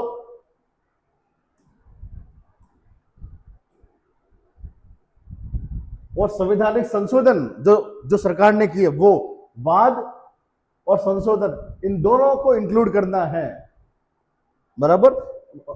इन दोनों के द्वारा इन दोनों के बीच में जो संघर्ष हुआ था वो किस प्रकार संतुलित किया गया, इसका मतलब क्या है, दोनों को लिखना पड़ेगा। जो कोर्ट ने डिसीजंस दिए वो भी इंक्लूड करने पड़ेंगे अलग अलग केसेस में, और जो सरकार ने जो संशोधन किए वो भी इंक्लूड करने पड़ेंगे, और इसमें वही लिखे हुए हैं सारे के सारे जो हम लोग ऑलरेडी पढ़ चुके हैं। इसका आंसर हम ऑलरेडी पढ़ चुके हैं, आप लिख सकते हैं इसका आंसर, लेकिन फिर भी ये एक बार देख लीजिएगा कि मैंने इसमें क्या क्या इंक्लूड करा है इसके आंसर में। ये मेंस का क्वेश्चन है, ये क्वेश्चन आ सकता है, हल्के में मत लीजिएगा। वॉर रूम की कोई भी रिसर्च को हल्के में मत लीजिएगा, कभी भी ऐसे क्वेश्चन एग्जाम में आपको दिख सकते हैं। तो ये आप ये देख लीजिए कि हम लोगों ने इसका आंसर किस तरह से लिखा है, आपको थोड़ा आइडिया मिल जाएगा कि मेंस हमारा जो है हमारा मेंस का प्रोग्राम है वो किस तरह से हमारा रहने वाला है, हमारे पास क्या क्या मेंस में आपके लिए हमारे पास क्या क्या है, वो चीज आप थोड़ा आइडिया इससे ले सकते हैं। बस इसके लिए आपको ये दिया है। इसका आंसर लिखने के लिए हम लोगों ने क्या करा है, सबसे पहले इसका इंट्रो दिया है। वो इंट्रो क्या है, मैं आपको पढ़ के सुनाई देता हूँ एक बार, और जब मैं आपको पढ़ के सुनाऊंगा तो हो सकता है कि आपको ये सारी चीजें फिर से रिकॉल हो जाए, जो अपन ने इसके जस्ट जो पिछले वाली क्लास थी वहां हमने ये सब कुछ समझा था। तो राज्य के डीपीएसपी जो इस भाग में है ना, न्यायालय द्वारा प्रवर्तनीय नहीं है, पढ़ा था अपन ने, किंतु शासन के लिए मौलिक माने गए, ये भी पढ़ा था अपन ने। अनुच्छेद 37 के अंदर ये लिखा हुआ भी है, ध्यान रखिएगा, अनुच्छेद 37 के अंदर ये लिखा हुआ भी है, अपन अभी भी पढ़ा था। वही वही वही मौलिक अधिकार जो भाग 3 में लिखे हुए हैं, न्यायालय द्वारा प्रवर्तनीय तथा वैधिक रूप से संरक्षित है, बराबर, ये भी पढ़ा था अपन ने। समय के साथ न्यायपालिका ने दोनों के बीच सामंजस्य स्थापित करने के लिए संतुलित दृष्टिकोण विकसित किया। वो क्या क्या किया था वो देखते हैं। सबसे पहले अपन देखते हैं इसमें मद्रास राज्य बनाम चंपकम दोराई राजन, एक केस हुआ 1951 में। इसमें क्या कहा सर्वोच्च न्यायालय ने कि संघर्ष की स्थिति में इन दोनों के बीच में जो संघर्ष है उसकी स्थिति में मौलिक अधिकार राज्य के नीति निर्देशक तत्वों पर प्रधानता रखेंगे। सिंपल सी बात है, मौलिक अधिकार को ऊपर ही रखा जाएगा। इसके परिणाम स्वरूप फर्स्ट कॉन्स्टिट्यूशनल अमेंडमेंट एक्ट पारित किया गया। सरकार ने कहा ऐसे तो काम नहीं चलेगा, तो सरकार ने कॉन्स्टिट्यूशन में ही अमेंड कर दिया, तथा भूमि सुधार कानूनों को संरक्षण करने के लिए 9 शेड्यूल के अंदर डाल दिया। 9 schedule first constitutional amendment act के द्वारा लाई गई थी 1951 में, ये जोड़ी गई थी। उसके अंदर वो वाले कानून डाल दिए जिसका कोर्ट मतलब जुडिशियल रिव्यू नहीं कर सकता, चाहे फंडामेंटल राइट्स उससे उनका हनन हो रहा है तो भी उसका जुडिशियल रिव्यू नहीं होगा। तो ये लाया, जब ये जजमेंट आया चंपकम दोराई राजन केस का जब जजमेंट आया तो फिर सरकार ने क्या करा कि पहला संविधान संशोधन उन्होंने कर दिया और उसमें 9 शेड्यूल को जोड़ दिया कि भाई हम संविधान संशोधन के माध्यम से 9 शेड्यूल जोड़ रहे हैं, उसके अंदर हम जो भी कानून डालेंगे उसका जुडिशियल रिव्यू नहीं होगा, चाहे फंडामेंटल राइट्स का वायलेशन हो। डीपीएसपी को पूरा करने के लिए फंडामेंटल राइट्स का वायलेशन अगर होता भी है तब भी आप जुडिशियल रिव्यू नहीं करेंगे, ये जोड़ दिया गया 9 शेड्यूल के अंदर, ये लिख दिया गया फर्स्ट कॉन्स्टिट्यूशनल अमेंडमेंट एक्ट 1951 के द्वारा। ठीक है, ये इंपॉर्टेंट चीजें जो मतलब आपको यहां से ये क्वेश्चन आपको यहां से शुरू करना है, इसलिए इसकी यहां से स्टार्ट हो रही है। नेक्स्ट, फिर गोलकनाथ केस के अंदर क्या कहा 1961 में न्यायालय ने कहा कि संसद द्वारा राज्य के नीति निर्देशित तत्वों को लागू करने केवल उद्देश्य से मौलिक अधिकारों को संशोधन नहीं कर सकती और उन्हें अविच्छेद घोषित किया। डीपीएसपी को पूरा करने के लिए आप मौलिक अधिकारों में के साथ छेड़छाड़ नहीं कर सकते। हमने पढ़ा था गोलकनाथ केस, उसमें भी ये लिखा हुआ था, है ना। फिर सरकार लाई 24वां और 25वां संविधान संशोधन 1971। उसके अंदर क्या लिखा? 24वें संविधान संशोधन के किसी भी भाग में संशोधन करने की संविधान ने 24वें संशोधन ने संविधान के किसी भी भाग में संशोधन करने की संसद की शक्ति को पुनः स्थापित कर दिया। अपन ने पढ़ा भी था ये पिछली क्लास में। फिर 25वें संशोधन द्वारा अनुच्छेद 31C जोड़ा गया।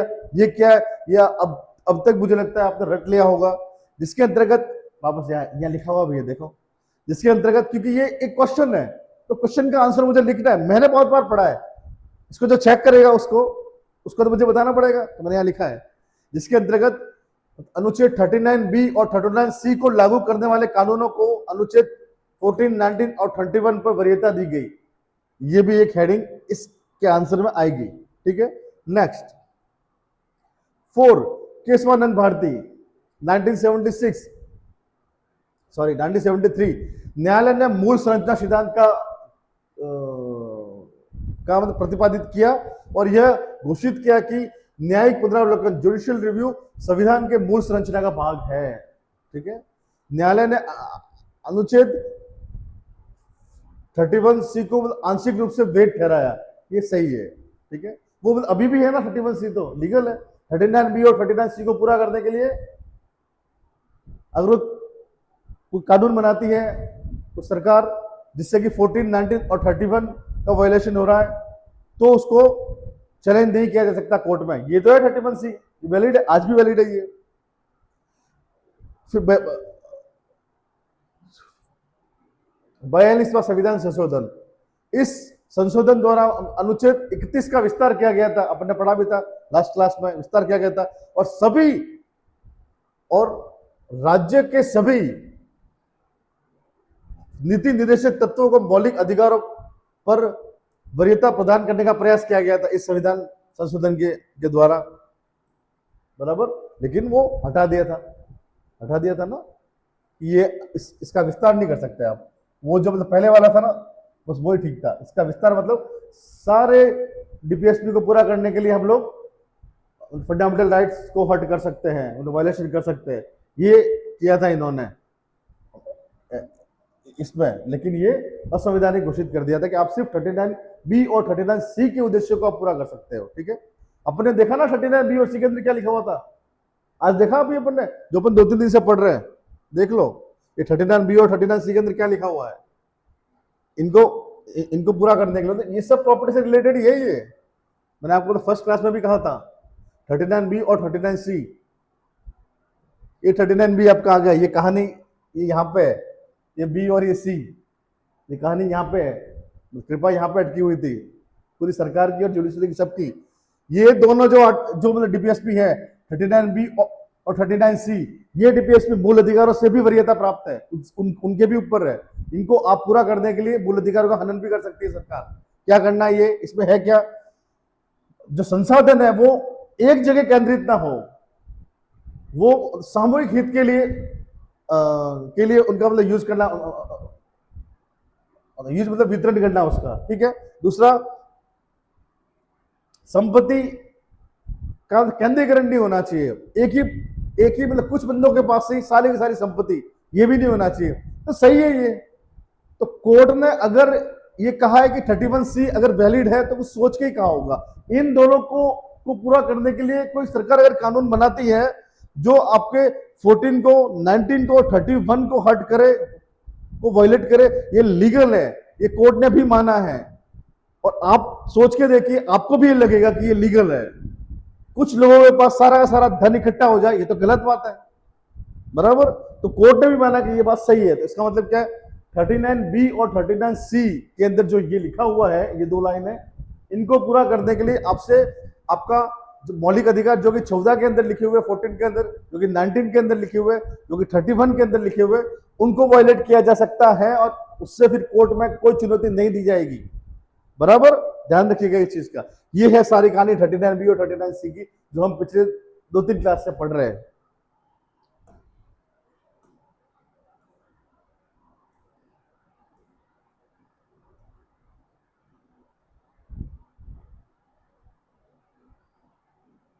मिनर्वा मिल्स 1980, इसके अंदर क्या कहा सर्वोच्च न्यायालय ने 31C के विस्तार को निरस्त कर दिया।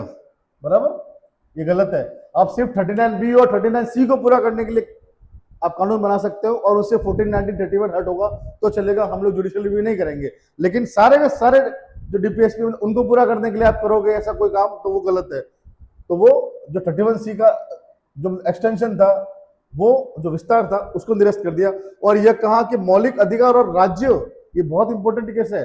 मिनर्वा मिल्स जो है वो फंडामेंटल राइट्स और डीपीएसपी के बीच की जो लड़ाई थी, उसके लिए बहुत इंपॉर्टेंट केस है ये। इसके अंदर ही बहुत कुछ कहा था कोर्ट ने। क्या कहा था कोर्ट ने? कि मौलिक अधिकार और राज्य के नीति निर्देशक तत्व ये परस्पर पूरक है, ये इस केस के अंदर कहा था। ठीक है, न्यायालय ने यह भी स्पष्ट किया कि दोनों के बीच सामंजस्य और संतुलन संविधान के मूल संरचना का भाग है। बेसिक स्ट्रक्चर है इन दोनों के बीच का संतुलन, नहीं बिगाड़ सकते आप संतुलन इन दोनों के बीच का। ये बेसिक स्ट्रक्चर का पार्ट है, ये इन दोनों के बीच का संतुलन बेसिक स्ट्रक्चर का पार्ट है। ये मिनर्वा मिल्स केस में कहा था, ये एग्जाम में आ सकता है, कभी भी आ सकता है। बड़ी इंपॉर्टेंट चीज है ये लोगों की नजरों से छूट जाती है, लेकिन बड़ी इंपॉर्टेंट चीज है, ध्यान रखिएगा। अभी वर्तमान की स्थिति क्या है? वो स्थिति जो आपको पता है, जो मैंने बार बार मैं बता चुका हूं। 39B और 39C ऊपर है किसी भी फंडामेंटल राइट से, उसके बाद में सारे फंडामेंटल राइट्स आएंगे और फिर सारे डीपीएसपी आएंगे। 39B और C भी वो भी डीपीएसपी है, बट वो मौलिक अधिकारों से भी ऊपर है। उसको पूरा करने के लिए मौलिक अधिकारों का हनन किया जा सकता है। ठीक है, तो 39B और 39C सबसे ऊपर, फिर आपके मौलिक अधिकार, बाकी के जो सारे मौलिक अधिकार है वो, उसके बाद में आपको बाकी के डीपीएसपी। ये वरीयता का क्रम आज मतलब वर्तमान में है। इसमें क्या लिखा हुआ देख लीजिए। सामान्यतया मौलिक अधिकार राज्य के नीति निर्देशित तत्वों पर प्रधानता रखते हैं। सामान्यतया मौलिक अधिकार ज्यादा इंपॉर्टेंट है, उनको पूरा करना जरूरी है। किंतु अनुच्छेद 31C, वापस 31C के अंतर्गत अनुच्छेद 39B 39C को लागू करने वाले कानूनों को संरक्षण प्राप्त है। संरक्षण प्राप्त मतलब क्या? उनका जुडिशियल रिव्यू नहीं हो सकता, ये है। ठीक है, संसद मौलिक अधिकारों के संशोधन, मौलिक अधिकारों में संशोधन कर सकती है, किंतु कर सकती है, मौलिक अधिकारों में संशोधन कर सकती है। अपन ने पढ़ा है, ये कहा भी था केशवानंद भारती केस के अंदर, बराबर। किंतु ऐसा संशोधन संविधान के मूल संरचना को क्षति नहीं पहुंचाए, ये ध्यान रखना है। ये स्टेटमेंट जो है, ये कोर्ट ने ये वाला स्टेटमेंट दिया था केशवानंद भारती केस के अंदर। इसका निष्कर्ष, अब कंक्लूजन क्या लिखा हम लोगों ने वो भी देख लीजिए। न्यायिक पुनरावलोकन और मूल ढांचा सिद्धांत के माध्यम से जुडिशियल रिव्यू और बेसिक स्ट्रक्चर डॉक्ट्राइन के माध्यम से न्यायपालिका ने व्यक्तिगत अधिकारों, सामाजिक और आर्थिक न्याय के बीच संतुलन बनाए रखा है। सामाजिक और आर्थिक न्याय मतलब 39B और 39C, B एंड C, और व्यक्तिगत अधिकार, मौलिक अधिकार, फंडामेंटल राइट्स, बराबर, के बीच संतुलन बनाए रखा है, जिससे यह सुनिश्चित होता है कि राज्य के नीति निर्देशक तत्व शासन का मार्गदर्शन करे। डीपीएसपी राज्य का मार्गदर्शन करे शासन करने में, किंतु मौलिक अधिकारों पर को अधिरोहित ना करे, मौलिक अधिकारों को हटाए ना। डीपीएसपी एक तरह से मतलब मोटिवेशन का काम करेंगे स्टेट के लिए, मौलिक अधिकार को नहीं हटाएंगे, वो बस मोटिवेशन काम करेंगे कि आप आगे चल के आपको ये भी पूरे करने हैं, तो वो पूरे करने के लिए आप मौलिक अधिकारों का हनन करो, वो नहीं करना आपको। ठीक है, नेक्स्ट टॉपिक जो है वो फटाफट से देख लेते हैं। मौलिक कर्तव्य इजी है, इसमें जो दे रखे हैं इजीली है, वो आपको याद रखना है। उसमें थोड़ा मुश्किल ही है कि मौलिक कर्तव्य का कोई क्वेश्चन है इसके अंदर क्वेश्चन अमेंडमेंट का आ सकता है, या फिर मतलब कमिटी जो बनी थी उसका आ सकता है। मौलिक कर्तव्य, हाँ एक लाइन दी जा सकती है आपको जिसके अंदर आपको ये दे रखा है मतलब क्या क्या मेंशन है उसके अंदर, वो मैं आपको बताता हूँ अभी जो अपन पढ़ते हैं। ये तो मौलिक कर्तव्य है क्या, उसके बारे में पढ़ते हैं, इसका इंट्रोडक्शन देखते हैं। मौलिक कर्तव्य उत्तरदायी नागरिकता को प्रोत्साहित करते हैं, ठीक है, मतलब रिस्पॉन्सिबल जो सिटीजनशिप है उसको वो प्रोत्साहित करते हैं। व्यक्तियों को राष्ट्रीय प्रतीकों का सम्मान करने के लिए प्रेरित करते हैं।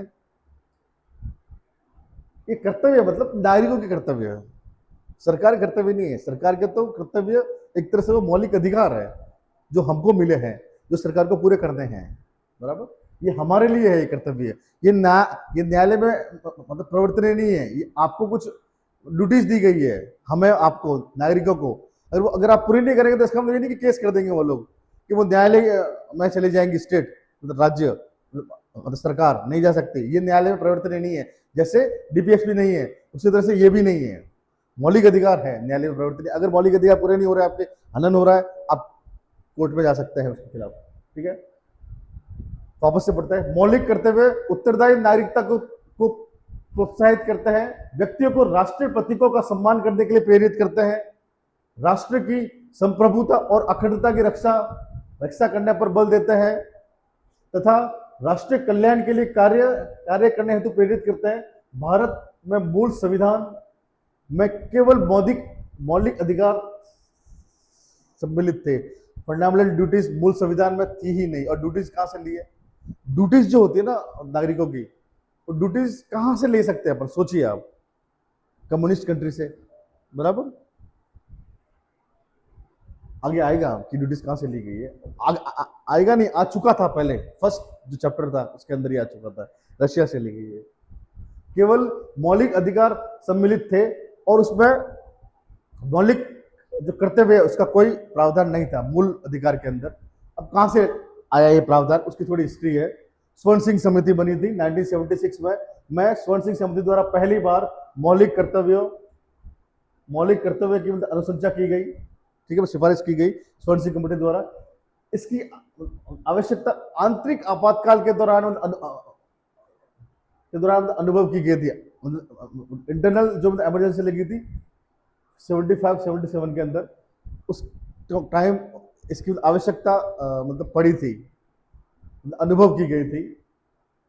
समिति ने 8 मौलिक कर्तव्यों का सुझाव दिया था। इस समिति ने 8 मौलिक कर्तव्यों का सुझाव दिया। फैक्चुअल इन्फॉर्मेशन है, ध्यान रखिएगा, ये 1976 याद रखिएगा बस आप। और ये आपको कैसे याद रहेगा कि 75 की जो इमरजेंसी थी उसमें इसकी नीड महसूस हुई थी, मौलिक कर्तव्य भी होने चाहिए लोगों के वो, ठीक है। 42वां संविधान संशोधन, इससे जोड़ा गया था ये।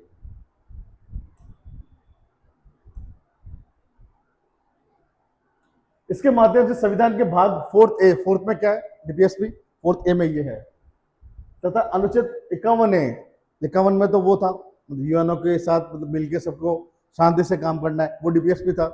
अब 51 में ये सारी लिखी गई है, जो कि पार्ट 4 42वें संविधान संशोधन से जोड़ी गई थी आपकी फंडामेंटल ड्यूटीज।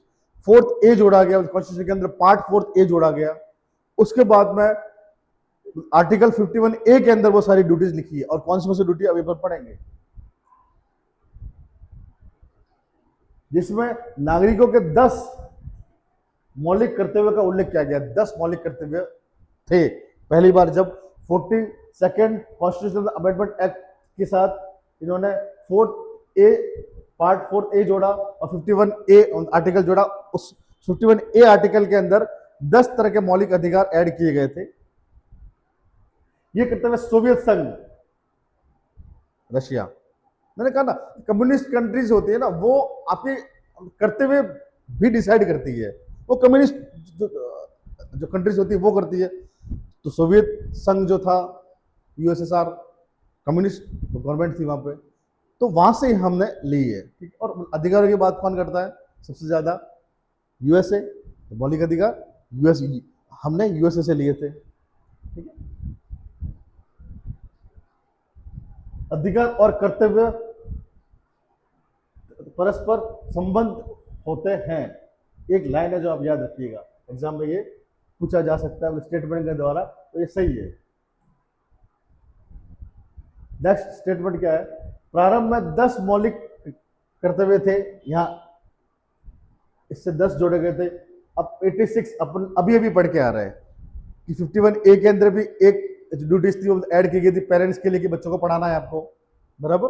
वो एक और जोड़ी तो 11 हो गई, 2002 द्वारा एक और कर्तव्य जोड़ा गया, जिससे इसकी कुल संख्या हो गई 11।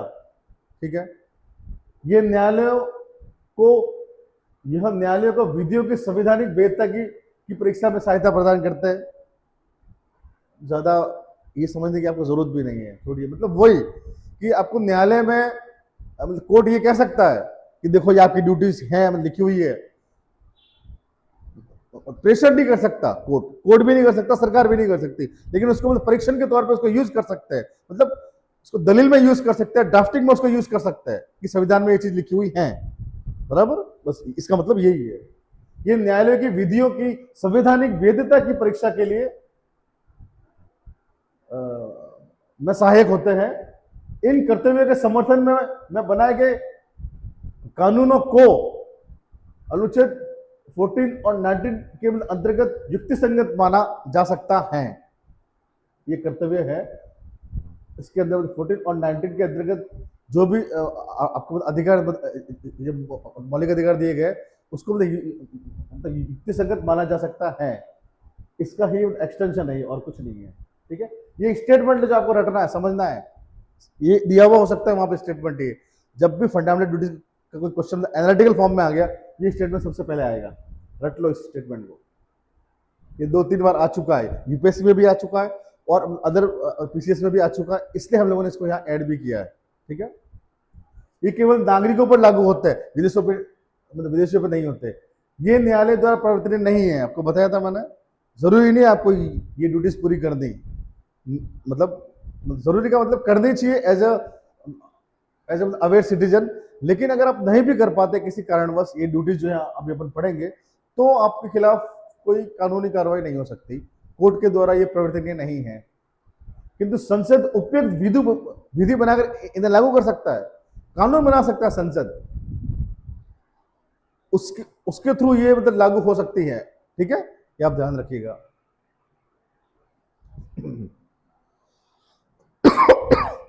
सॉरी, करों का भुगतान करने का कर्तव्य तथा मतदान करने का कर्तव्य मौलिक कर्तव्य में सम्मिलित नहीं है। आपको वोट देना ही देना पड़ेगा, ये मौलिक कर्तव्य सम्मिलित नहीं है, पहली बात। और दूसरी बात, आपको टैक्स देना ही देना पड़ेगा, ये भी मौलिक कर्तव्य में सम्मिलित नहीं है। एग्जाम में आता है ये, वर्मा समिति 1999।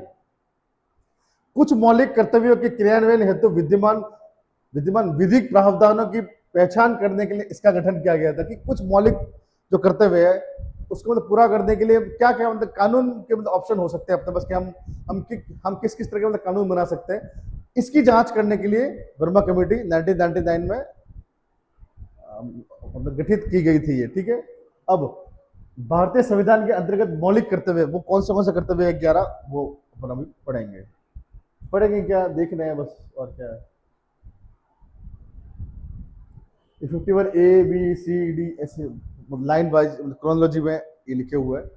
इसका जो मतलब मुख्य शब्द है वो आपको ध्यान रखना कि ए में क्या लिखा हुआ है। टोटल 11 है, ये 51A से लेके ये मतलब 11 तक जो भी वर्ड आएगा ना, स्मॉल वर्ड, वहां तक होंगे। ठीक है, और लास्ट वाला जो वर्ड आएगा वो 86 में कॉन्स्टिट्यूशनल अमेंडमेंट एक्ट से जोड़ी गई होगी, जो पेरेंट्स के लिए थी, याद आया वापस, वो होगा। तो मुख्य शब्द आपका ये पहले के अंदर है सम्मान, इसका मुख्य वर्ड है। इस सम्मान, किसका सम्मान, जो कर्तव्य वहां लिखा हुआ है। संविधान का पालन, ये मैंने याद करने के लिए आपको लिखा है कि आप शॉर्ट में इसको याद कर सके, बाकी इसका कोई रिलेवेंस संविधान में मतलब इस तरह से नहीं लिखा हुआ है। संविधान में मतलब ये लिखा हुआ है और सामने ये लिखा हुआ है जो रियल कॉन्स्टिट्यूशन है उसके अंदर। ये तो मैंने एक्सट्रैक्ट करके लिखा है कि आपको वो याद रहे, बस ये सारी ड्यूटीज जो है। संविधान का पालन करना तथा उसके आदर्शों, संस्थाओं और राष्ट्रीय ध्वज और राष्ट्रीय गान का सम्मान करना, ये ड्यूटी है आपकी। सेकंड ड्यूटी क्या है, स्मरण और अनुसरण। इसमें क्या है, स्वतंत्रता संग्राम को प्रेरित करने वाले उच्च आदर्शों का मतलब स्मरण करना तथा उनका मतलब अनुसरण करना। अब हिंदी लिखी हुई है, सिंपल मतलब इंग्लिश में भी, इंग्लिश वाले इंग्लिश में भी लिखी हुई होगी, तो उसमें मैं क्या ही बताऊँ, सिंपल सी लैंग्वेज है। जो भी स्वतंत्रता संग्राम को मतलब प्रेरित करने वाले आदर्श है, उनको उनको याद करना है, उनको हमें याद करके मतलब अनुसरण करना है उनका, ये आपकी ड्यूटी है। ठीक है, मतलब हमें उन लोगों को याद करना है जिन लोगों ने हमें आज़ादी दिलाई थी, उनकी हमें इज्जत करनी है, उनको याद करना है, उनका अनुसरण करना है हमें। ये ड्यूटीज है आपकी, जो 51A में लिखी हुई है, 51A में लिखी हुई है। ठीक है जी। अब मुझे नहीं पता मतलब इंग्लिश मीडियम वालों को मेरे ये यहाँ हिंदी की PDF पढ़ने से कुछ समस्या होती होगी या नहीं होती होगी। अगर होती है तो उसके लिए मैं क्षमा चाहता हूँ, लेकिन हमने मतलब रिसर्च जब करी तो हमने ये पाया कि ज़्यादातर कैंडिडेट हिंदी मीडियम के, तो यहाँ पे दोनों मीडियम की मतलब PDF खोल के मैं ये सब करूँ, उसमें बहुत ज़्यादा टाइम लग जाएगा, इसलिए हम लोगों ने यहाँ हिंदी में ही कराया। मैं यहाँ की मतलब PDF खोल के मैं आपको पढ़ा रहा हूँ। बाकी मैं कोशिश ज़रूर कर रहा हूँ कि आपको हिंदी के साथ साथ इंग्लिश के वर्ड भी यूज़ करूँ। मेरा खुद का मीडियम इंग्लिश है, हिंदी का नहीं मेरा मीडियम, लेकिन अगर मैं ये कर सकता हूँ कि मैं हिंदी में पढ़ के आपको समझा सकता हूँ, तो आप जो इंग्लिश वाले हैं वो भी कर सकते हैं ऐसा। जब मेरा खुद का मीडियम इंग्लिश है, मैंने ये कभी हिंदी में ये चीजें नहीं लिखी है, बराबर, फिर भी मैं इनको पढ़ सकता हूँ, समझ सकता हूँ और आपको समझा भी सकता हूँ। अगर तो आप भी कर सकते हैं ये। आपके पास आप इंग्लिश मीडियम की जो बुक है अपने इसकी, उसकी प्रिंट आउट करके आप अपने पास रखिए, और जब मैं यहाँ में हिंदी में पढ़ रहा हूँ, आप उसको तो इंग्लिश में ध्यान दे दीजिए। मैं कोशिश करता हूँ कि वर्ड जो है, जो टर्म्स है, वो इंग्लिश में भी मैं बोलूँ, मैं ये कोशिश करता हूँ इसकी। बट फिर भी अगर समस्या हो रही है आपको थोड़ी सी भी, उसके लिए मैं क्षमा चाहता हूँ। मेंस में ऐसा नहीं होगा, मेंस में हिंदी और इंग्लिश का बिल्कुल अलग अलग सब कुछ होगा। हिंदी का मतलब एक्सप्लेनेशन अलग होगा और इंग्लिश का मतलब एक्सप्लेनेशन अलग होगा, नोट्स भी अलग होंगे, सब कुछ अलग होगा मेंस में। ये प्रीलिम्स के तौर पे, क्योंकि उसमें क्या होता है, यहाँ पे तो चाहे आप इंग्लिश मीडियम के हैं चाहे हिंदी मीडियम के हैं, यहाँ लिखना कुछ भी नहीं है प्रीलिम्स के अंदर। आप मतलब हिंदी में कोई क्वेश्चन पढ़ के उसका मतलब उत्तर दे दोगे ना, तब भी उसको ये नहीं पता चलेगा कि आपका मीडियम कौन सा, हिंदी है कि इंग्लिश है। प्रीलिम्स में कोई मीडियम ही नहीं होता है, वहां तो गोले भरने हैं। तो हिंदी में पढ़ो चाहे इंग्लिश में पढ़ो, पढ़ सकते हैं ना अपन। तो इसलिए मैं भी ये थोड़ी रिस्क ले रहा हूँ कि इससे आपका कोई नुकसान नहीं होने वाला है, मतलब इंग्लिश मीडियम वालों का कोई नुकसान नहीं होने वाला, इसलिए मैं ये चीज कर रहा हूँ। आप हिंदी में पढ़, आपके हिंदी सब्जेक्ट भी है, तो हिंदी अगर आप यहाँ थोड़ी सी मतलब पढ़ भी लेंगे, थोड़ी देख भी लेंगे, और प्रीलिम्स का है, मतलब वर्ड्स को ज्यादा आपको समस्या तो देंगे नहीं, क्योंकि वहां पे हिंदी में भी लिखा हुआ होगा और इंग्लिश में भी लिखा हुआ होगा। मेंस में ऐसा नहीं होना चाहिए। मेंस में आपका कंटेंट इंग्लिश का, इंग्लिश के अंदर अच्छा कंटेंट, ऑथेंटिक जो लैंग्वेज है, जो बुक वाली, वो होनी चाहिए। और हिंदी में भी ट्रांसलेट वाली नहीं, इंग्लिश को ट्रांसलेट करके हम लोगों ने हिंदी में कर दिया, वो तो फिर मतलब गड़बड़ हो जाएगी। एक्चुअल में जो हिंदी की जो लैंग्वेज लिखी हुई है ऑथेंटिक सोर्स के अंदर, वो हम लोगों ने यूज करी है मेंस के नोट्स के अंदर। तो हम लोगों ने ट्रांसलेट नहीं करा है, तो वहां पे हिंदी इंग्लिश जो मतलब टर्मिनोलॉजी है, जो लैंग्वेज है, जो ऑथेंटिक सोर्सेज की, वो हम लोगों ने यूज करी है। वहां पे आपको कोई समस्या नहीं आने वाली, क्योंकि नंबर उससे मिलेंगे। नंबर यहाँ पे हिंदी इंग्लिश से नहीं मिलने वाला है, यहाँ तो गोले भर दें। आप चाहे हिंदी में पढ़ के उसका आप उत्तर लिखो, कि मतलब इंग्लिश में पढ़ के उसका उत्तर लिखो, एग्जामिनर का तो वो जो राइट गोला है, फर्स्ट ऑप्शन पे, सेकंड पे, थर्ड पे, वो आपने सही भरा होना चाहिए, वो चाहिए, है ना। तो थोड़ा सा अगर समस्या भी हो रही है तो मैं माफी चाहता हूँ, लेकिन थोड़ी कोशिश कीजिए आप भी। अगर मैं कर सकता हूँ हिंदी में, तो आप भी कर सकते हैं, ऐसा मेरा मानना है। संरक्षण, संप्रभुता, एकता, अखंडता, ये 3 वर्ड याद रखने हैं बस यहाँ पर, ठीक है। रक्षा, किसकी रक्षा? देश की रक्षा, और आवश्यकता पड़ने पर राष्ट्रीय सेवा। नेक्स्ट, प्रोत्साहन, ये इसके अंदर लिखा हुआ, ठीक है।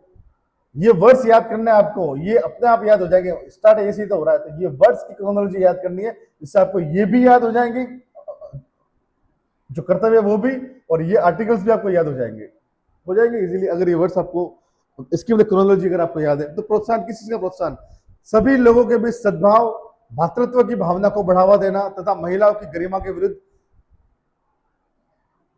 प्रथाओं का त्याग, ये सब सती वगैरह प्रथा जो है, जो मतलब महिला की गरिमा के खिलाफ है, उसका त्याग करना। कर्तव्य है आपका।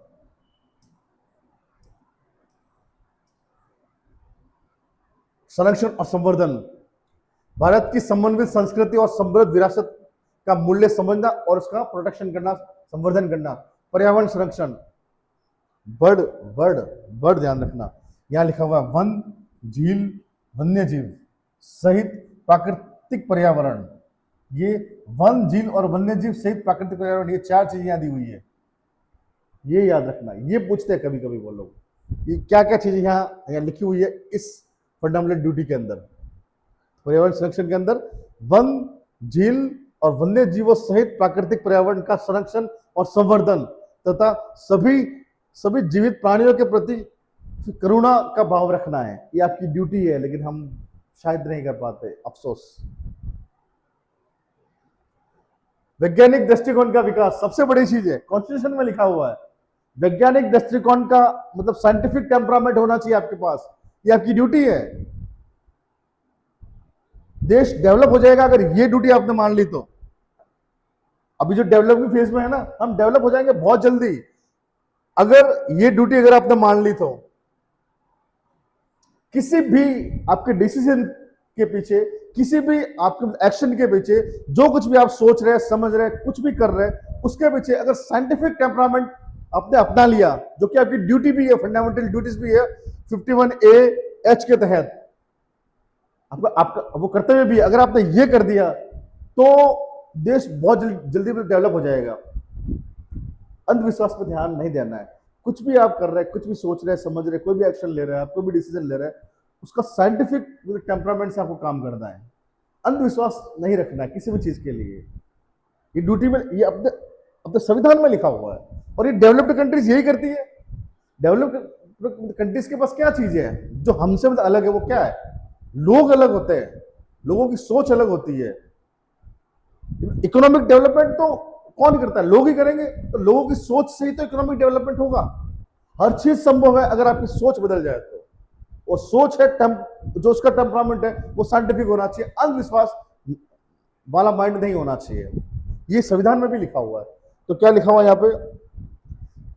वैज्ञानिक दृष्टिकोण होना चाहिए आपका, मानवतावाद, ह्यूमनिज्म होना चाहिए, दर्द होना चाहिए किसी और मानव को। आपके सामने अगर वो दुखी है तो आपको भी दर्द होना चाहिए। किसी धर्म का है, किस जाति का है, उससे कोई मतलब नहीं है। वो सबसे पहले वो इंसान है, वो मनुष्य है, वो मानवतावाद है, उसको आपको समझना पड़ेगा। ठीक है? कोई खतरे में नहीं है इस दुनिया में। खतरे में रैशनैलिटी, आपकी समझदारी खतरे में है, बस रैशनैलिटी खतरे में है, समझदारी खतरे में, और कोई खतरे में नहीं है। ना धर्म खतरे में, ना जाति खतरे में, ना कुछ खतरे में है। खतरे में है तो रैशनैलिटी, आपकी समझदारी खतरे में है, उसको खतरे में मत डालिए। साइंटिफिक टेम्परामेंट के साथ डिसीजंस लीजिए। तो वैज्ञानिक दृष्टिकोण रखिए आप, मानवतावाद में आप भरोसा रखिए। संविधान में लिखा हुआ है, मैं नहीं कह रहा हूं, संविधान में ही लिखा हुआ है। जिज्ञासा रखिए मतलब किसी भी चीज का कि कोई चीज अगर हो रही है आपके सामने तो क्यों हो रही है। न्यूटन सेब गिरा, वो कहानी है कि क्या मुझे नहीं पता, लेकिन वो कहानी से हम कुछ सीख सकते हैं। सेब गिरा ऊपर से नीचे, नीचे क्यों गिरा? जिज्ञासा थी उसके अंदर, रिसर्च करी, बहुत सारे एक्सपेरिमेंट करे होंगे, तब पता चला, और गुरुत्वाकर्षण फोर्स, ग्रेविटेशनल फोर्स की डिस्कवरी हो गई। बराबर? तो जिज्ञासा से होता है सब कुछ। जिज्ञासा और सुधार की भावना। अगर कुछ गलत हो रहा है तो उसको सुधार करो, जो हो रहा है उसको होने दो, नहीं ऐसा नहीं, सुधार करो। ये 4 चीज इसमें दे रखी है। देखो अभी जो कुछ भी कहा है ना, वो मैंने नहीं कहा है, जो लिखा हुआ है उसको मैं एक्सप्लेन कर रहा हूं। ठीक है जी? और मेरा भी मानना यही है, आई एडमिट इट, जो मैंने कहा है वो मैंने ही कहा है, क्योंकि मैं यही सोचता हूं जो यहां लिखा हुआ संविधान के अंदर। संविधान सबसे बड़ा है। लोक संपत्ति की सुरक्षा, लोक संपत्ति है पब्लिक की जो एसेट्स है उसकी भी आपको सुरक्षा करनी है। कहीं पे जाके तोड़फोड़ नहीं करनी है, टायर वायर नहीं चलाने, ऑफिस को ऑफिस आपने जला दिए, नहीं, सुरक्षा आप करना आपका कर्तव्य है। लोक संपत्ति की सुरक्षा और हिंसा का परित्याग करना है। हिंसा सबसे बड़ी चीज है जिसको नहीं करना है आपको। संविधान में लिखा हुआ है, गांधी जी ने अपना जीवन अहिंसा पे गुजार दिया था। थोड़ा सा उनसे हमें सीखना है। और हिंसा सिर्फ वो नहीं, मारने काटने वाली हिंसा नहीं, किसी भी तरह की बोलने वाली, हमें चाहे मतलब बोलने वाली हो हिंसा, मतलब कुछ मतलब किसी के खिलाफ कुछ गलत नहीं बोलना है, मन में कोई गलत ख्याल नहीं रखना है, वैचारिक हिंसा भी नहीं होनी चाहिए। बराबर, ये सारे जिस भी तरह की हिंसा, अलग अलग तरह की हिंसा है, अपन एथिक्स के अंदर पढ़ेंगे उसको, तो वो कोई भी हिंसा आपको अपने मन में नहीं रखनी है, दिल को साफ रखना है, नॉन वायलेंट रखना है अपने आप को, ठीक है, जैसा गांधी जी ने रखा था अपने आप को। ये आपकी ड्यूटी है, ये लिखी हुई है। उत्कृष्टता के लिए आपको प्रयास करना है, सभी क्षेत्रों में उत्कृष्टता प्राप्त करने का प्रयास करना चाहिए, ताकि राष्ट्र निरंतर निरंतर प्रगति कर सके। किसी भी क्षेत्र में उत्कृष्टता प्राप्त करनी है आपको, बराबर, फालतू चीजों में ध्यान नहीं देना है, क्या हो रहा है वहां, क्या हो रहा है वहां, क्या हो रहा है, अपने काम में आप माहिर हो जाओ, उससे देश की प्रगति होगी। चाहे कि थैली में बैठ के जब दो जन को डिस्कस करते कि हमारा देश की मतलब प्रगति क्यों नहीं हो रही है, जब डिस्कस करते हैं, वो डिस्कस करने से नहीं होगी प्रगति। चाय के थैले से उठो, काम करो, कुछ कुछ ऐड करो इस सोसाइटी के अंदर, किसी भी लेवल पे ऐड कर सकते हो। मैं पढ़ाने के लेवल पे कर रहा हूं, आप किसी और पे भी कर सकते हो। कुछ ना कुछ मतलब वैल्यू दो इस सोसाइटी को, एक्सीलेंस के पीछे भागो, जैसा उसमें कहा था ना 3 इडियट्स के अंदर, एक्सीलेंस के पीछे भागो, सक्सेस तो अपना पाएगी। तो एक्सीलेंट आपको, आप किसी भी काम में आपको एक्सीलेंसी के पीछे भागना है, आपको एक्सीलेंस के पीछे आपको भागना है, उत्कृष्टता के पीछे आपको भागना है, देश की तरक्की वैसे हो जाएगी। साइंटिफिक टेम्परामेंट भी आपको रखना है। ये सारी चीजें, ये जो करते हुए जो लिखे गए ना, ये ऐसे ही नहीं लिख दिए गए, बहुत कुछ सोच समझ के लिखे गए यहाँ पे। तो आप आज वापस सोचिएगा, समझिएगा कि क्या आप इनमें से कोई कर्तव्य का पालन कर रहे हैं या नहीं कर रहे हैं। अगर नहीं कर रहे तो करना स्टार्ट कर दीजिए, देश आपका बहुत ऋणी रहेगा, ठीक है। ये जोड़ा गया था लास्ट में, मैंने आपको बताया था 86 से 6 से 14 वर्ष के बच्चों को शिक्षा के अवसर प्रदान करना, ये हर पेरेंट्स की ड्यूटी है, शैक्षिक अवसर प्रदान करना। ठीक, खत्म हो गया। अब इसके बाद में काफी टाइम हो गया, ये क्लास थोड़ी सी लंबी हो जाएगी, लेकिन अब ये मुझे समझाने की जरूरत नहीं है। ये इनके बीच का मतलब तुलना की गई है, ये जो भी तुलना की गई है ना, ये सारे हम पढ़ चुके हैं। ये आपके लिए रिवीजन है, ये आप रिवीजन, अब ये क्लास खत्म होने के बाद आप सबसे पहले इसको पढ़ना, ये रिवीजन है एक तरह से। वो मौलिक अधिकार, कर्तव्य और राज्य के नीति निर्देशक तत्व, इन तीनों के बीच में क्या अंतर है, ये रिवीजन है, ठीक है। अगर आपने ये पढ़ लिया तो ऊपर आपने जो मतलब ये क्लास और इससे पहले वाली 2 क्लास, वो सारी क्लास का जो निचोड़ है वो आपको समझ में आ जाएगा। अगर आपने ये पढ़ लिया अभी, तो इस क्लास के खत्म होने के बाद आपको ये पढ़ना जरूरी पढ़ना है, ये पढ़ लिया तो बहुत आपका काम बहुत हल्का हो जाएगा, ठीक है। अपन ये सब चीज पढ़ चुके हैं वैसे, ये सिर्फ रिवीजन है आपका। अब हम संघ सरकार पे आएंगे कल से। यूनियन गवर्नमेंट आर्टिकल 52 टू 78, हम 51A तक पढ़ चुके हैं, अब हम पढ़ेंगे 52 से 78 तक। संघ सरकार को हम पढ़ेंगे। हम मुझे पता है कि कुछ क्लास, 1-2 क्लासेस एक्स्ट्रा हो चुकी है, जो हमने टाइम टेबल दिया है आपको टेलीग्राम पे, उससे 1-2 क्लासेस एक्स्ट्रा हो चुकी है, लेकिन वो एक्स्ट्रा हुई है उस फंडामेंटल राइट्स की वजह से। वो मुझे ऐसा लगता है कि आपको इतना डिटेल में पढ़ाना चाहिए था कि आपको मेंस में तकलीफ ना हो, इसलिए मुझे वो डिटेल में पढ़ाना पड़ा। और इस तरह से हर चीज को मतलब लेमन्स लैंग्वेज में एक्सप्लेन करना मैंने किया, जिस पर टाइम लग गया, लेकिन आपको मुझे लगता है अच्छे से समझ में आ गया कि सारी चीजें समझ में आ चुकी होगी वो। तो मुझे मेंस का थोड़ा सोच के मैंने उसको थोड़ा 1-2 क्लास को मतलब थोड़ा लंबा ले लिया, मतलब थोड़ी ज्यादा ले ली है, तो उससे कोई फर्क नहीं पड़ेगा, लेकिन आपके लिए ही वो मैंने काम आसान किया है। अब कल से अपनी संघ सरकार स्टार्ट करेंगे, तो मुझे देखने के लिए, मुझे सुनने के लिए, खुद के लिए जो आपने ये समय निकाला ये चीज पढ़ने के लिए, उसके लिए आपको बहुत बहुत धन्यवाद।